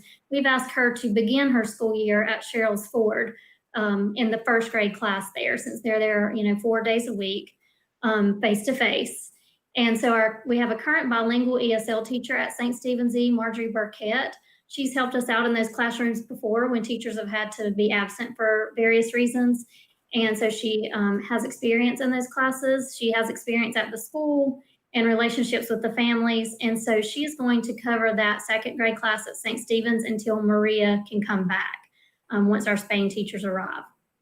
The current 3rd grade teacher at Cheryl's Ford, she is going to teach the 2nd graders and the 3rd graders. And how we plan to do that is to have all the 2nd graders come together on Monday and Tuesday face-to-face, and the 3rd graders on Wednesday, Thursday face-to-face. Once our teachers arrive back, we will change those back to the program that everyone else is on, which is split up by the alphabet. And for those 1st, 2nd, and 3rd grade classes at Cheryl's Ford, because our teachers aren't arriving on time, Participate is providing us with 2 hours of online learning for each remote day that those classes have. And they are going to be provided from a certified Spanish immersion teacher. And also they're in Central America, they'll be doing it from there. And then we'll also have some enrichment work from their teacher here on those days. Snow Creek, we have our 4 cultural ambassadors that were coming are in the same situation, of course, coming from various countries. So at Snow Creek, we're waiting for that 3rd grade teacher to arrive. And in the interim, we have a substitute teacher that will fill that position until she arrives from Jamaica. Our Murray Elementary cultural ambassador was going to teach ESL.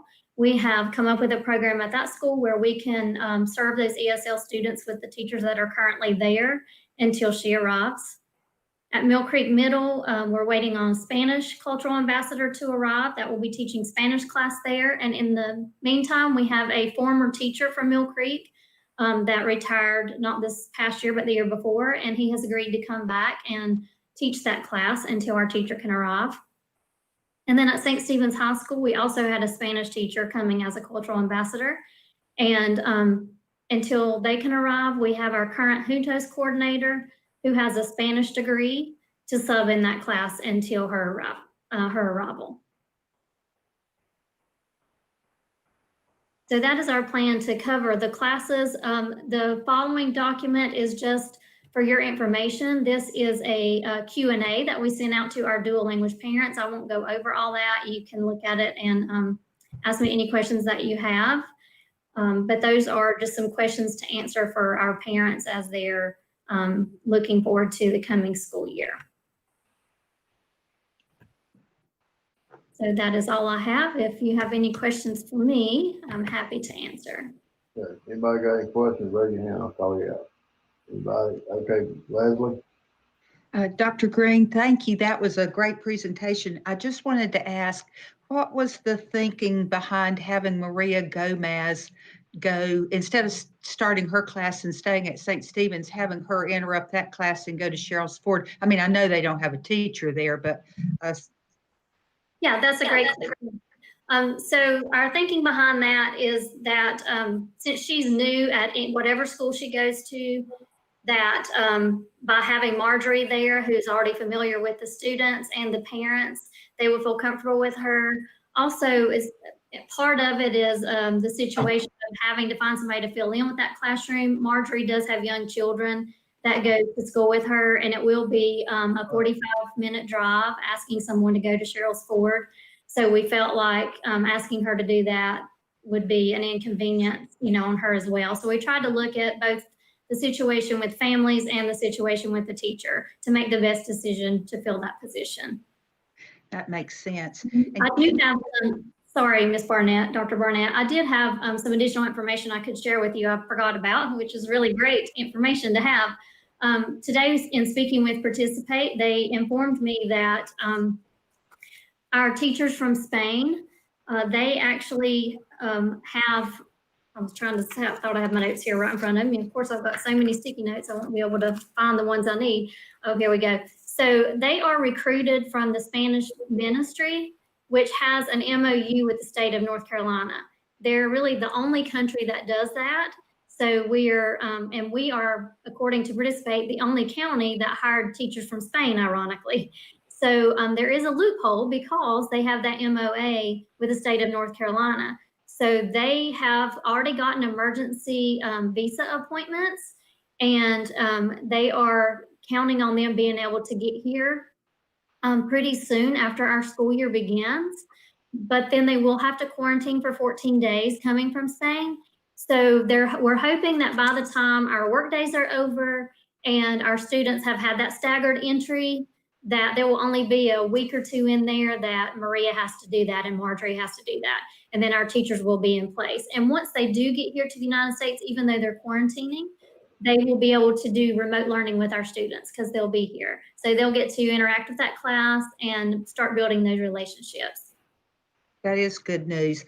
I also wondered about the cultural ambassadors that you mentioned. What's their role? Mm-hmm. So the one cultural ambassador is a Spanish teacher at Mill Creek. There's a Spanish teacher at St. Stephen's. There is an ESL teacher at Murray, and there's a third grade classroom teacher at Snow Creek. Okay, so these are just Participate teachers that we were hiring for other positions.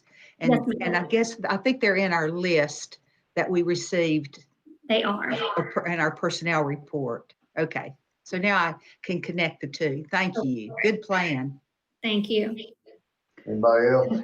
And that was going to be my question was, I know that it said here that we're using some teachers that are not with Participate. So is Participate funding that portion then that we're having to use the former Spanish teacher at Mill Creek to substitute until the arrival, or how's that working? So those paid as sub, and the teachers from Participate, we will not have to pay a salary to them until they arrive. Okay. So we won't be double paying teachers, in other words. Okay, that's what I was kind of wondering. Anybody else? Good. Thank you, Dana. Thank you. All right. Ms. Finger. If you guys could refer to new business 3, I'm not going to share my screen again if that's okay. You have this document, and this will be a brief update for you on our current strategic plan. So to catch you up just a little bit on slide 1 of that, where it talks about the logistics, the state did extend our current strategic plan. If you'll remember, back in the spring, we were in the process of creating a brand new strategic plan that we are very excited about. Well, that progress stopped when COVID came about, and we are in a holding pattern. So I wanted to tell you our plans for that at this point. So the state did extend our current strategic plan until December 31st, which bought us some time. We do have a plan. I've not presented it yet to Dr. Stover during cabinet. We've been extremely busy, but it's coming soon for us to get back on that the first week of September, with bringing in small groups to keep working on our new strategic plan goals. And I will be bringing that to him shortly. But with that extension to December 31st, it gives us some good time to continue to work now and not be in a hurry. So our plan is to start to work again in September and October and bring to you a new strategic plan for approval at the October 26th. I think that's a work session. And then for approval that night for our new strategic plan, if everything goes well. So don't hold me to it, but it's the current plan. Once I show Dr. Stover what we're going to try to do with that, we've got to have it in and approved by December 31st. And the schools, if we can do that by the end of October, it gives schools to align their school improvement plan in NC STAR to that new strategic plan. And that's important, and it's a state rule. So they've got to align. So if we can approve by the end of October, it will give them until December 7th to align to their school improvement plan and then present to you. We're looking at that December 7th meeting. We will have to talk about that though, because I do believe that's the night maybe some new members will be coming in, and we'll have to talk about the potential of what that would look like. We have to have the school plans approved by December 31st is the rule on that as well. They extended to that date. So it's something for us to consider and think about as we move into the fall with lining up those dates. So I wanted to bring that up to you. So I'm just going to give you a couple highlights. Hopefully you had a chance to take a look at our current plan. I do want to just stress a couple of things in our current plan. Goal 1 is all about high quality education. So I will point out that we have a lot of growth in high yield instructional strategies through learning focused, and then major improvement in most of our assessments. Of course, we didn't have those this year, and the ACT. Great growth in ACT in high school. And you can see my positive measure I listed there. We're trying to offer non-traditional opportunities for students and huge growth there. Our focus for the fall, since we were able to extend that, is we will be focusing on remote learning and our K-12 virtual academy, since we are adding K-6 to that online Catawba. So that will be the 2 areas we focus on. Goal 2 is all about personalized education for students. And we're really excited about strengths in our personalized learning cohorts of teachers.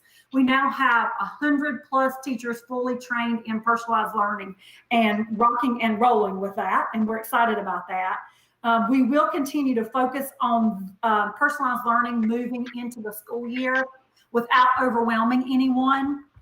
For sure, no new cohorts until at least the spring. We're not going to put that on anybody. But if you can see the positive measure, take a look at the difference in the baseline to 1920 of teachers participating in some type of tech PD. We're up to 96% participating in technology-related professional development. From just 3 years ago, 10% participating. Huge growth there.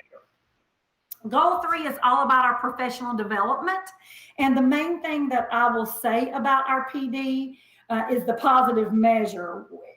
It's not huge growth, but we're growing. Teacher working condition surveys on staff perception of, is it canned PD or is it differentiated professional development to meet their own needs? And we're up to about 70% thinking we are differentiating well, so they don't have to sit through PD that they don't need. They have some choices and options for their own abilities and what they want to do.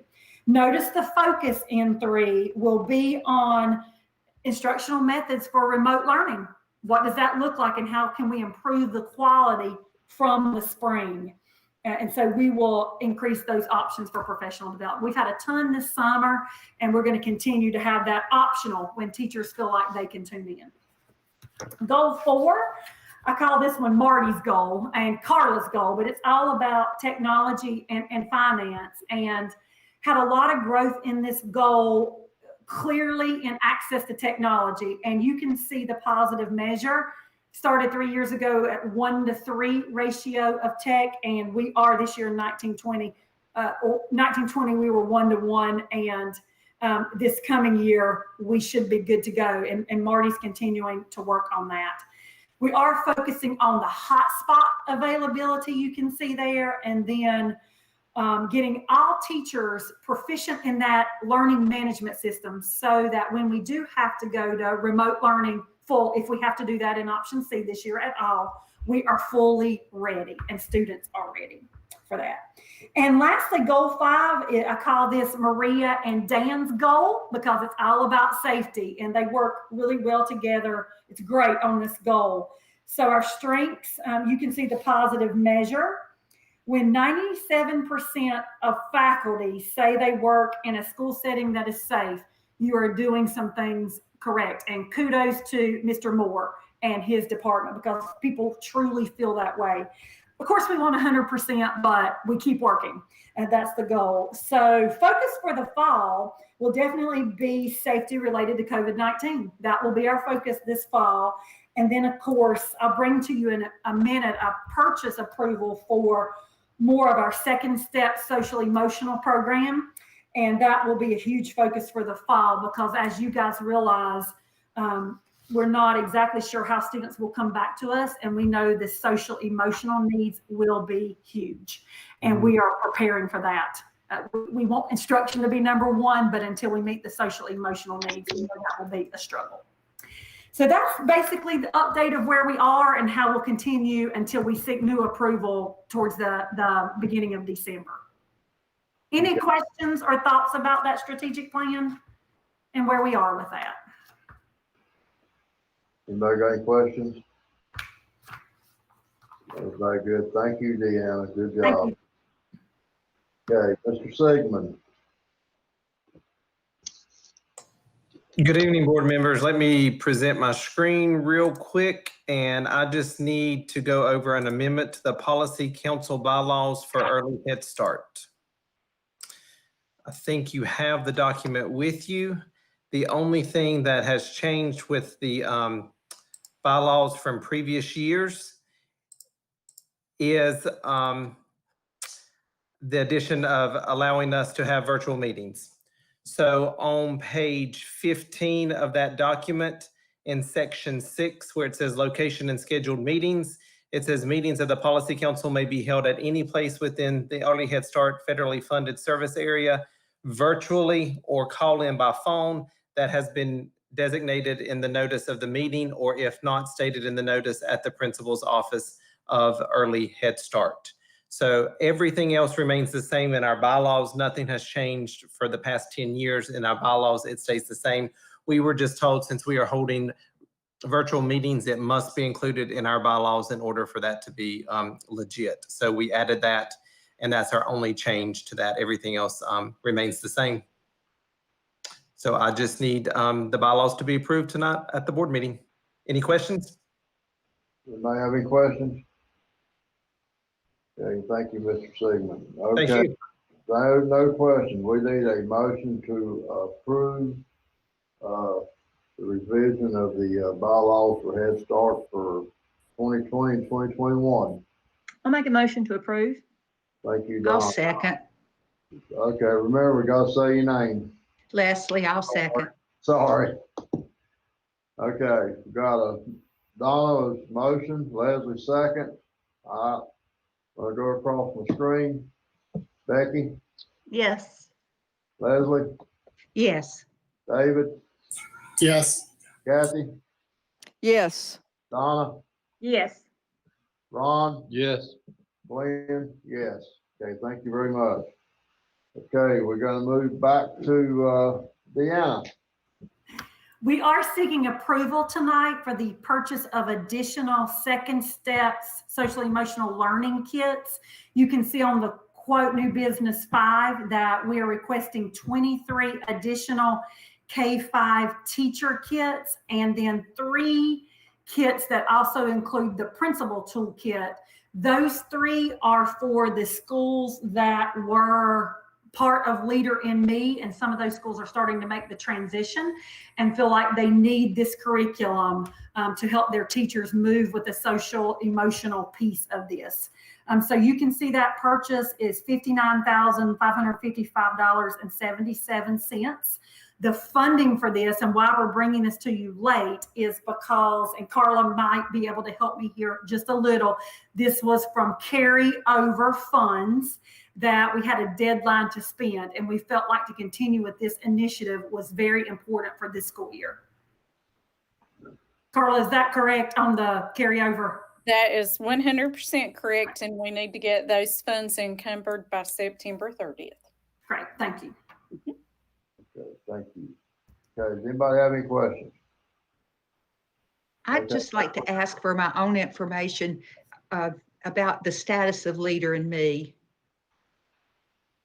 Dr. Barnett, I lost you just for a minute. Can you repeat that? Yes, yes. Just for my own information, what's the status of Leader in Me these days in our schools?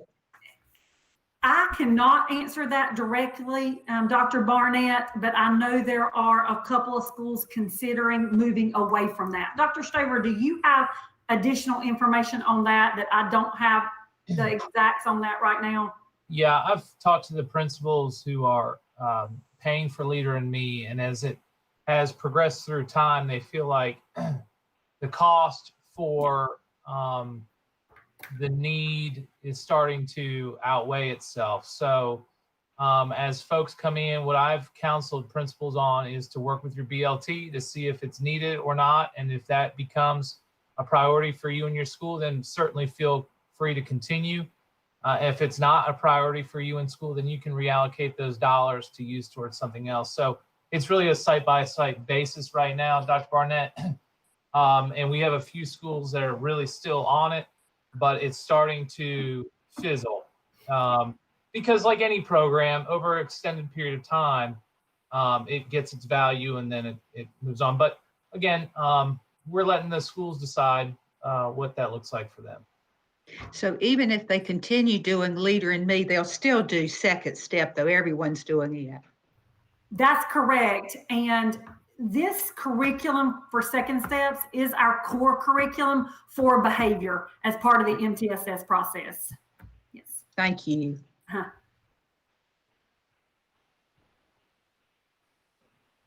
Okay, anybody else got any questions? Okay, it's Kathy.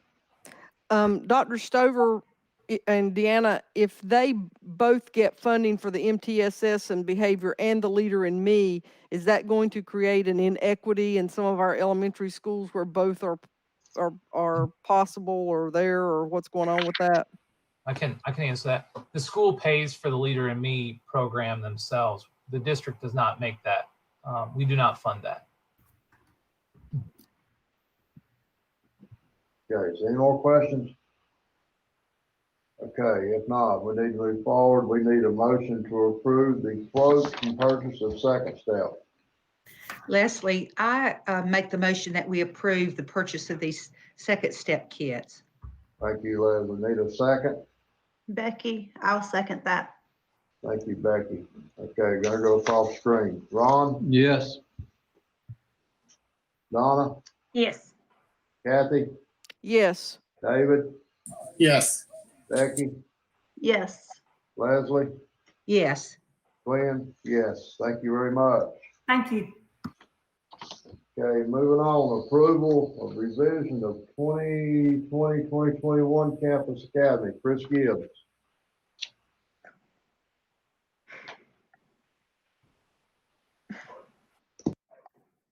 Can y'all hear me? Yes. Yes. Okay, good evening, Chairman Fulbright, members of the board. The campus calendar, remember in January 22nd, the board approved a calendar for campus, and Marty has shared that calendar with you. And in that calendar, the first date for teachers would have been actually today, the 27th, and the start date for students would have been July the 31st. But along came COVID, and under the governor's orders, any school that started in July would have had to start remotely. And also taking into account, we needed time to plan. So that kind of pushed things back. And with the change of the traditional school year being pushed back to the 17th, we talked with Sharon Harwood, and Sharon is on vacation. She's actually on her way back from Florida tonight. So I'm presenting for her. She talked with her staff. She surveyed her parents about the wait time and moving that date to July, not July, but to August. And she had 100% agreement from her parents and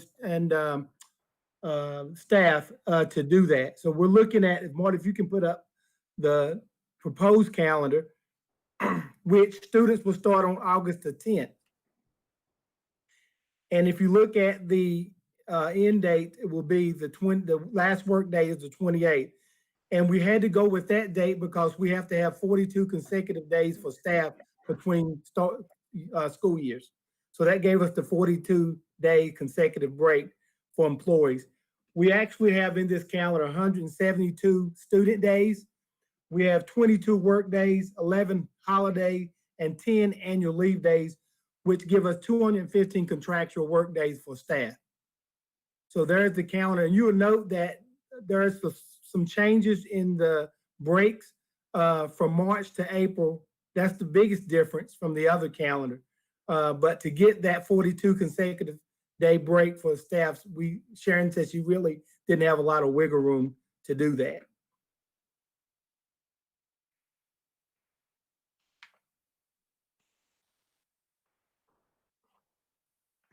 So even with the swing of the first start dates, then all the same dates are accounted for within the calendar. They're just kind of swinging within different dates within the next school year? Yes. Okay. Any more questions, Mr. Gibbs?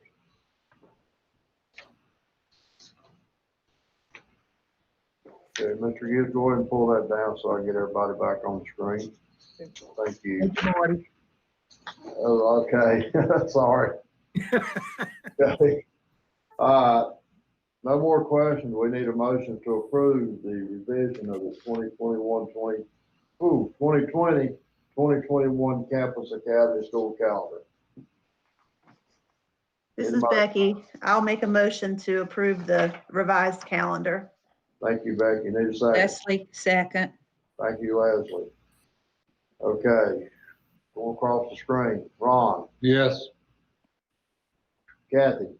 Yes. David? Yes. Becky? Yes. Donna? Yes. Leslie? Yes. Glenn? Yes. Okay, thank you all. Thank you. Okay. Mr. Moore, approval of sidewalk easement at Claremont Elementary. Yes, sir. Chairman Fulbright, members of the board, and Dr. Stover. I was recently contacted by officials from the city of Claremont requesting an easement along the rear of that property in order to construct a sidewalk as part of a sidewalks project within that city. And Crystal has also been in contact with the representatives from the city of Claremont with regard to this easement. Crystal, do you want to chime in there with the legalities? Yes. First of all, the original photograph is what we had to work with in the beginning. And that was originally sent to you guys. Updated today was the plat, the actual survey plat of the 25-foot sidewalk easement, as well as the temporary easement that is 10 feet on either side. That will be in effect until the construction of the sidewalk. And then the easement will allow the right for the city of Claremont to repair. Bob Grant, who's the attorney for the city of Claremont, has prepared and submitted today the actual easement document. I will point out that the plat, the actual survey plat, has not yet been recorded. And that's important because within the body of the easement document that Mr. Fulbright will need to sign upon approval, the plat book and page is left blank. So I'm asking your approval of the easement document, and with the notion that once the plat is actually recorded, we will fill that in as far as what book and page that plat is recorded, where it's recorded. So we need approval of the easement document. If you have any questions, feel free to ask them now. Yes, Kathy. Crystal, is there a fenced in area, or does that sidewalk go right up to our property for access to whatever facilities back there? That's going to be a question for Dan. Yes, there are no fencing. You know, the back of Claremont, if you see that street that goes into that neighborhood, it's up on a little bit of a rise above the softball field. There is no fencing there around that particular location. So I've talked to the principal as well. We don't feel like there's any any concerns about access any more than there are now. There really isn't anything different there, but it would provide an opportunity if a child so chose to walk home or to walk to school or for their parents to walk them there. So it's not a security risk I don't think it would be at this point in time. It's no different than it in would what be. it's there now, yes. Exactly. Anybody else? No hands up? Okay, need a motion to approve sidewalk easement at Claremont Elementary. Subject to the insertion of the plat book and pay. Right. Okay, need a motion. Leslie, Sorry, I so moved, David Britton. go ahead, David. Thank you, David. David made a motion. Need a second? Leslie will second. Thank you, Leslie. Okay, gonna go across the screen. Becky, Yes. Donna, Yes. Leslie, Yes. David, Yes. Kathy, Yes. Ron, Yes. Glenn, yes. All right, thank you. Okay, moving on. Approval of budget and bid summary for recommendation of parking lot improvements made in high school. Mr. Moore. Yes, sir. Chairman Fulbright, members of the board, you have before you a budget and bid cost summary for some paving at Maiden High School, specifically to the bus parking lot. The apparent low bidder is JT Russell at $134,500. You see the budget summary as well, which includes some engineering, and for a total of $142,460. And I would seek approval for this time. Thank you, Mr. Moore. Anybody got any questions? Okay, no questions. We need a motion to approve. Mrs. Dawn, I'll make a motion to approve. Thank you, Donna. Need a second. This is Becky. I'll second. Thank you, Becky. Okay, going across the board. Travis. Yes. Okay, did I get ahead? Did I get ahead of myself? We had a motion in a second, correct? Correct. I thought we did. All right, Mr. Abernathy, Yes. Ms. Starnes, Yes. Mr. Britton, Yes. Ms. Britton, Yes. Ms. Carpenter, Yes. Mr. Barnett, Yes. Glenn, yes. Thank y'all. Okay. Number 9, presentation of additional alterations at St. Stephen's. Mr. Moore. Yes, sir. Chairman Fulbright, members of the board, this is just for your information. We've started the project at St. Stephen's High School. There are some change directives that have been completed. This is more or less a running tabulation. We started out with $250,000, and we have some projects to the good or some credits to the good, and we have one a debit. We also have in some allowances for unsuitable soils, open rock, and trench rock, which we haven't had the pleasure of working through at this point in time. So that is for your information, and I'll be happy to answer any questions you may have. Yeah, anybody got any questions for Mr. Moore? No questions. Very good, Mr. Moore. Well, we all know with construction that until you dig the dirt up, you really don't know what you're getting. Correct. So, correct. Very good. Okay, information construction change directive 124, St. Stephen's, Mr. Moore. Yes, sir. Chairman Fulbright, members of the board, again, this is for your information. We're not to the threshold that would require your approval at this point in time. The first change directive is a positive. It's to the good for us, $24,470. There was some sidewalk that was down the street that is adjacent to the athletic fields, the softball field, baseball field, soccer field, excuse me. And we've decided to keep that and not demo that, make that street wider, and actually So we were able to gain some funds there. Secondarily, the second change directive is somewhat complicated because there are some deletions of curb and gutter, but there's also some additions of curb and gutter. Sidewalk as well, linear footage there being just a bit different. So you end up, when it's all said and done, we come out to the good there, $1,950 on that change directive. The third one is tied to adding some curb and gutter and deleting some curb and gutter to revise the way we are striping our bus parking. We're trying to increase the area in there as much as possible. Again, that would ended up being positive as well, $1,927. So the last one, change directive number 4, is the first debit that we've received, and it's tied to making sure that we're able to dig, or that we were able to access the primary power. Our initial plan was for Catawba County Schools to complete that project, but Hickory Construction was moving along and really needed it done quickly. And we were involved in other activities, so we gave them the go ahead to complete that.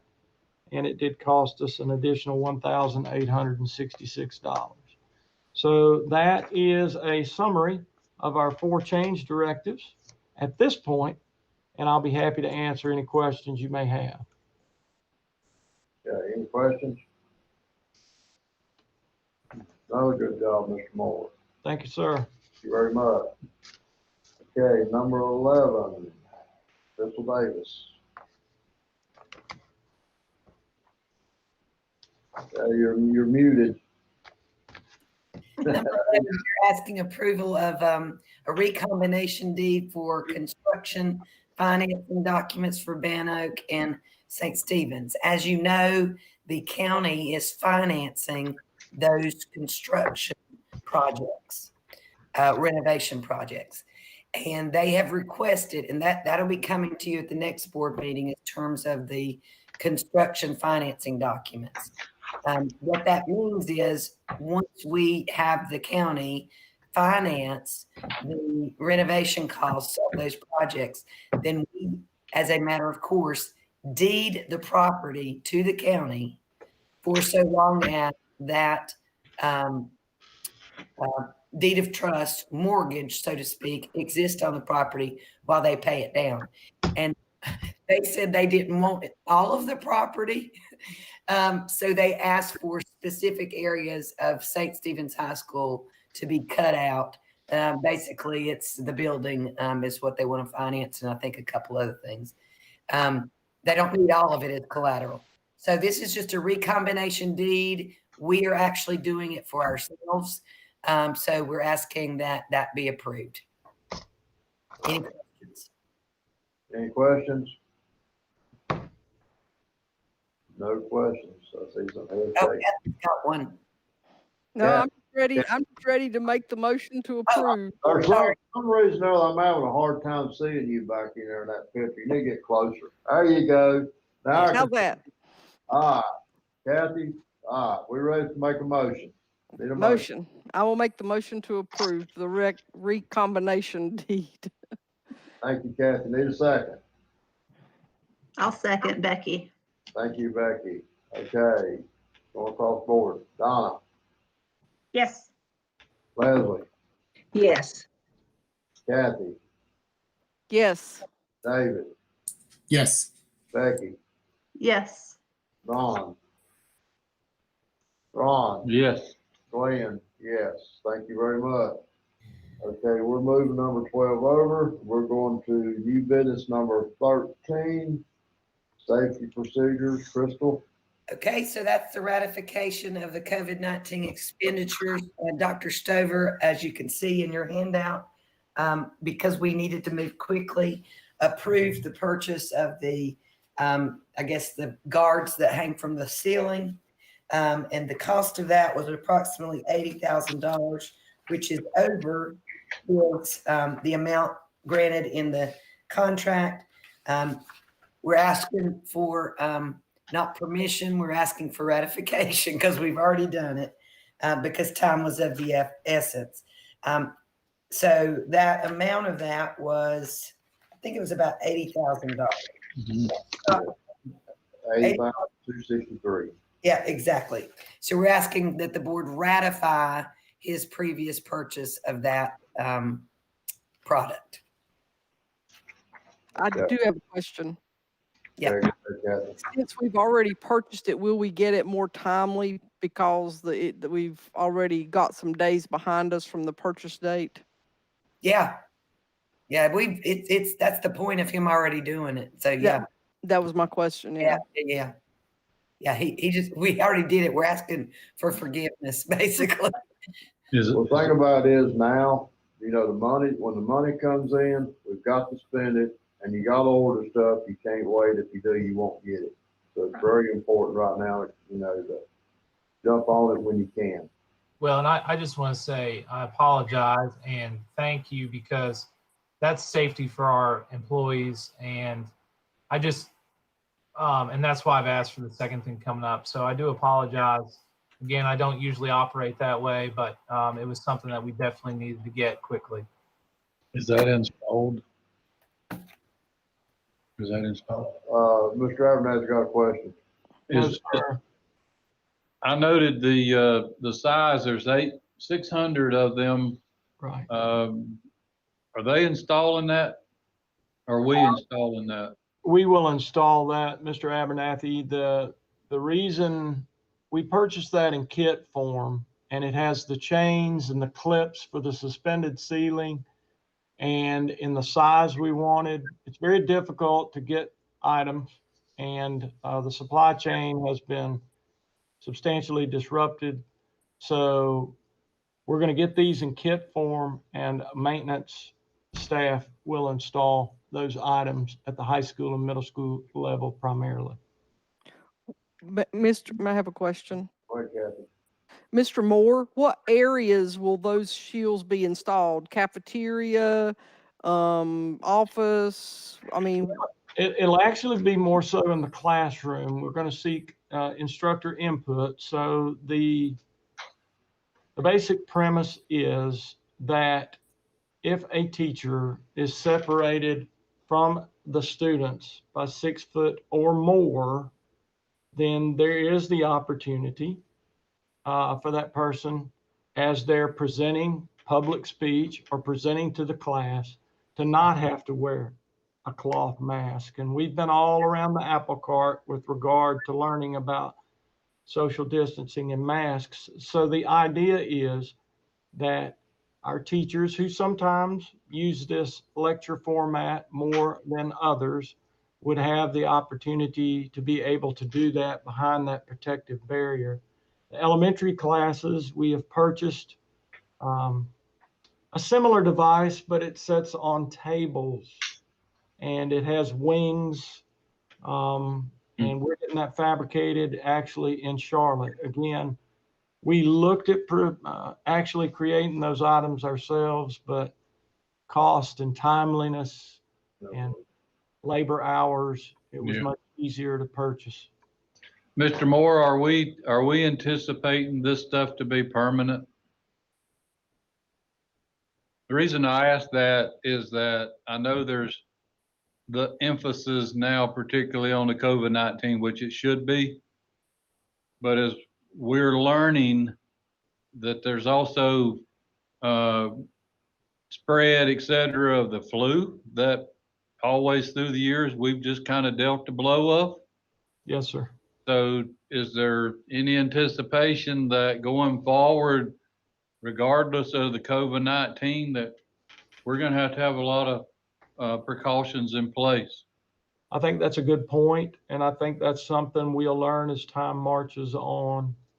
It certainly could be used in that fashion, quite honestly. I have a question. Can you just clarify that? You mentioned that if that plexiglass is up between the teacher and the students, and you have 6 feet, that they do not have to wear a mask? I thought that was changed. Right. And there is some fluctuation in that. And Dan, I'm sorry to interrupt, but the State Board of Education issued something on Friday that said you got to wear a mask at all times. Yet we had conflicting information that as long as we had this information, or excuse me, this a screen up, that we did not have to. I think that's getting worked out. We want to be able to do both. We want to have the flexibility, in other words. And so if we don't have the masks, have the plexiglasses, then we're not going to be able to utilize them. We want to have that ability. I think the advice is going to change, that if you are behind a plexiglass, you don't have to wear the mask as long as you're socially distance. I think it's going to change. We're hoping it will change especially because young children, if you're looking at a kindergartner or a first grader, they need to see the teacher forming words. Yes. That's part of their learning process. Yes. I don't know why that conflict happened. We're hoping it's going to change. I think that's caused alarm with a lot of people, and it should have. But it's a prime example of how these people, wonderful, incredible people, work so hard to anticipate one thing or another under the they have, and it changes in one day. So that's really, I don't know that it'll stay the way they came down Friday. I can't see now. Plus, they're always talking to our local health department too, as Dr. Stowe said.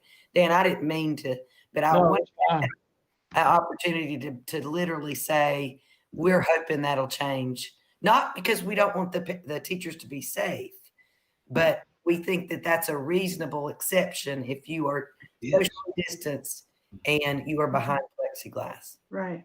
So, Mr. Moore, is this purchase is in addition to the elementary purchase of the desktop plexiglass, correct? Yes, ma'am. Okay. That was not as expensive. Those items were roughly $4 per. And so we were able to secure those.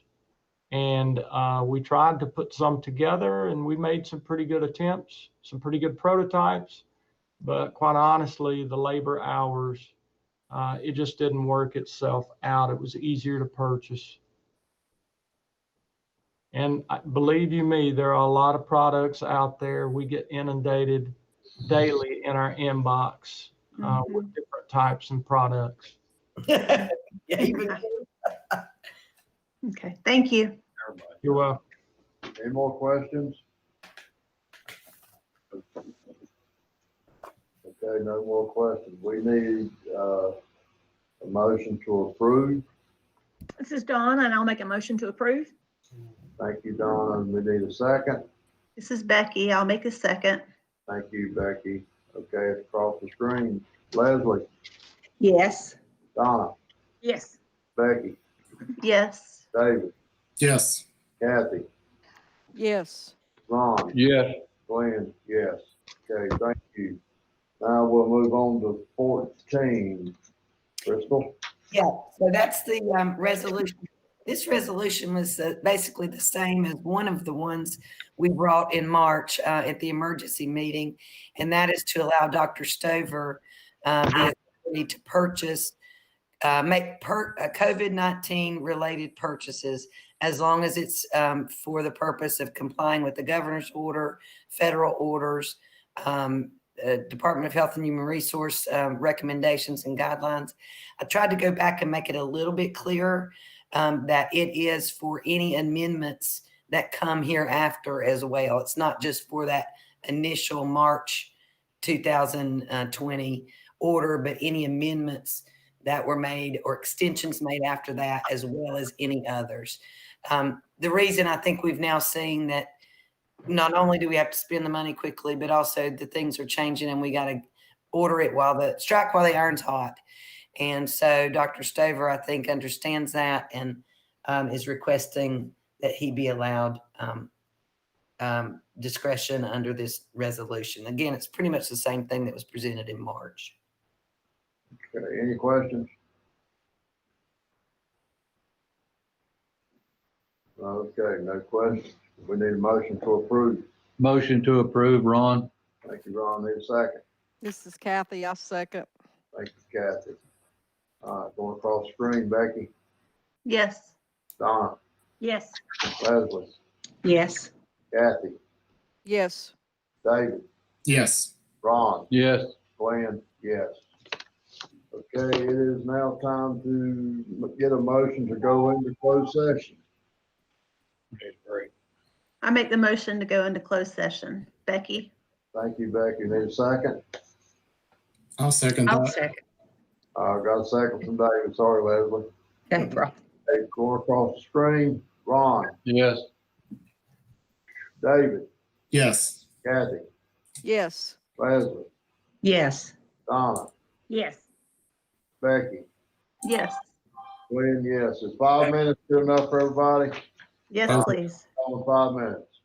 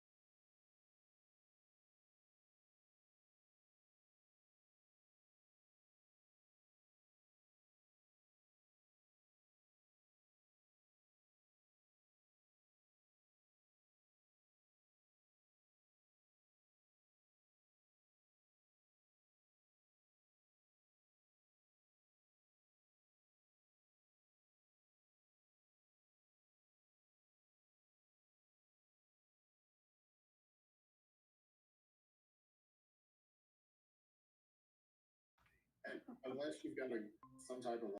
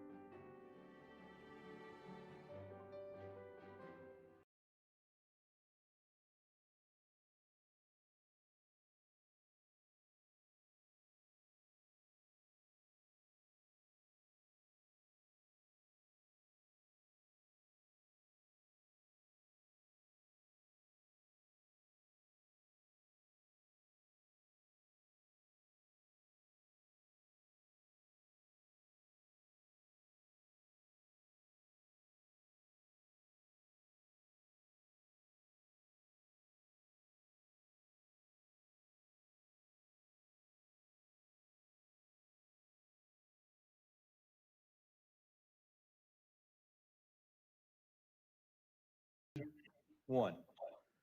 Okay, welcome back to open session. I think the first thing that we'll do is go back with the number 12, approval of amendments to the superintendent, assistant superintendent, and the board attorney's contract.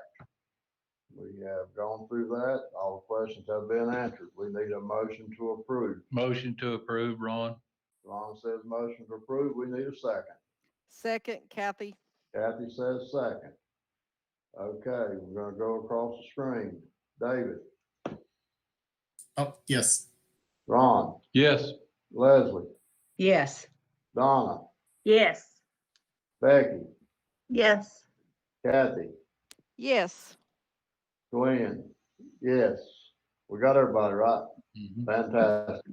Okay, now, approval of personnel recommendations and approval of personnel addendums. We need a motion to approve. So Donna I'll make make the a motion. Thank you, Go Donna. ahead, Donna, and I'll second. Yeah, Donna got the motion. Becky, you Becky, second? the second, yes. Okay, we're gonna go across the screen. Kathy, Yes. okay, there you are. Leslie, Yes. Ron, Yes. David, Yeah. Becky, Yes. Donna, Yes. Glenn, yes. Thank you very much. Very good meeting tonight. Now we need a motion to adjourn. I'll make the motion to adjourn.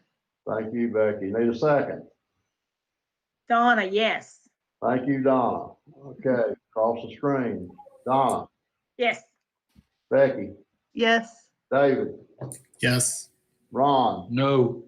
Ron, Yes. Leslie, Yes. Kathy, Yes.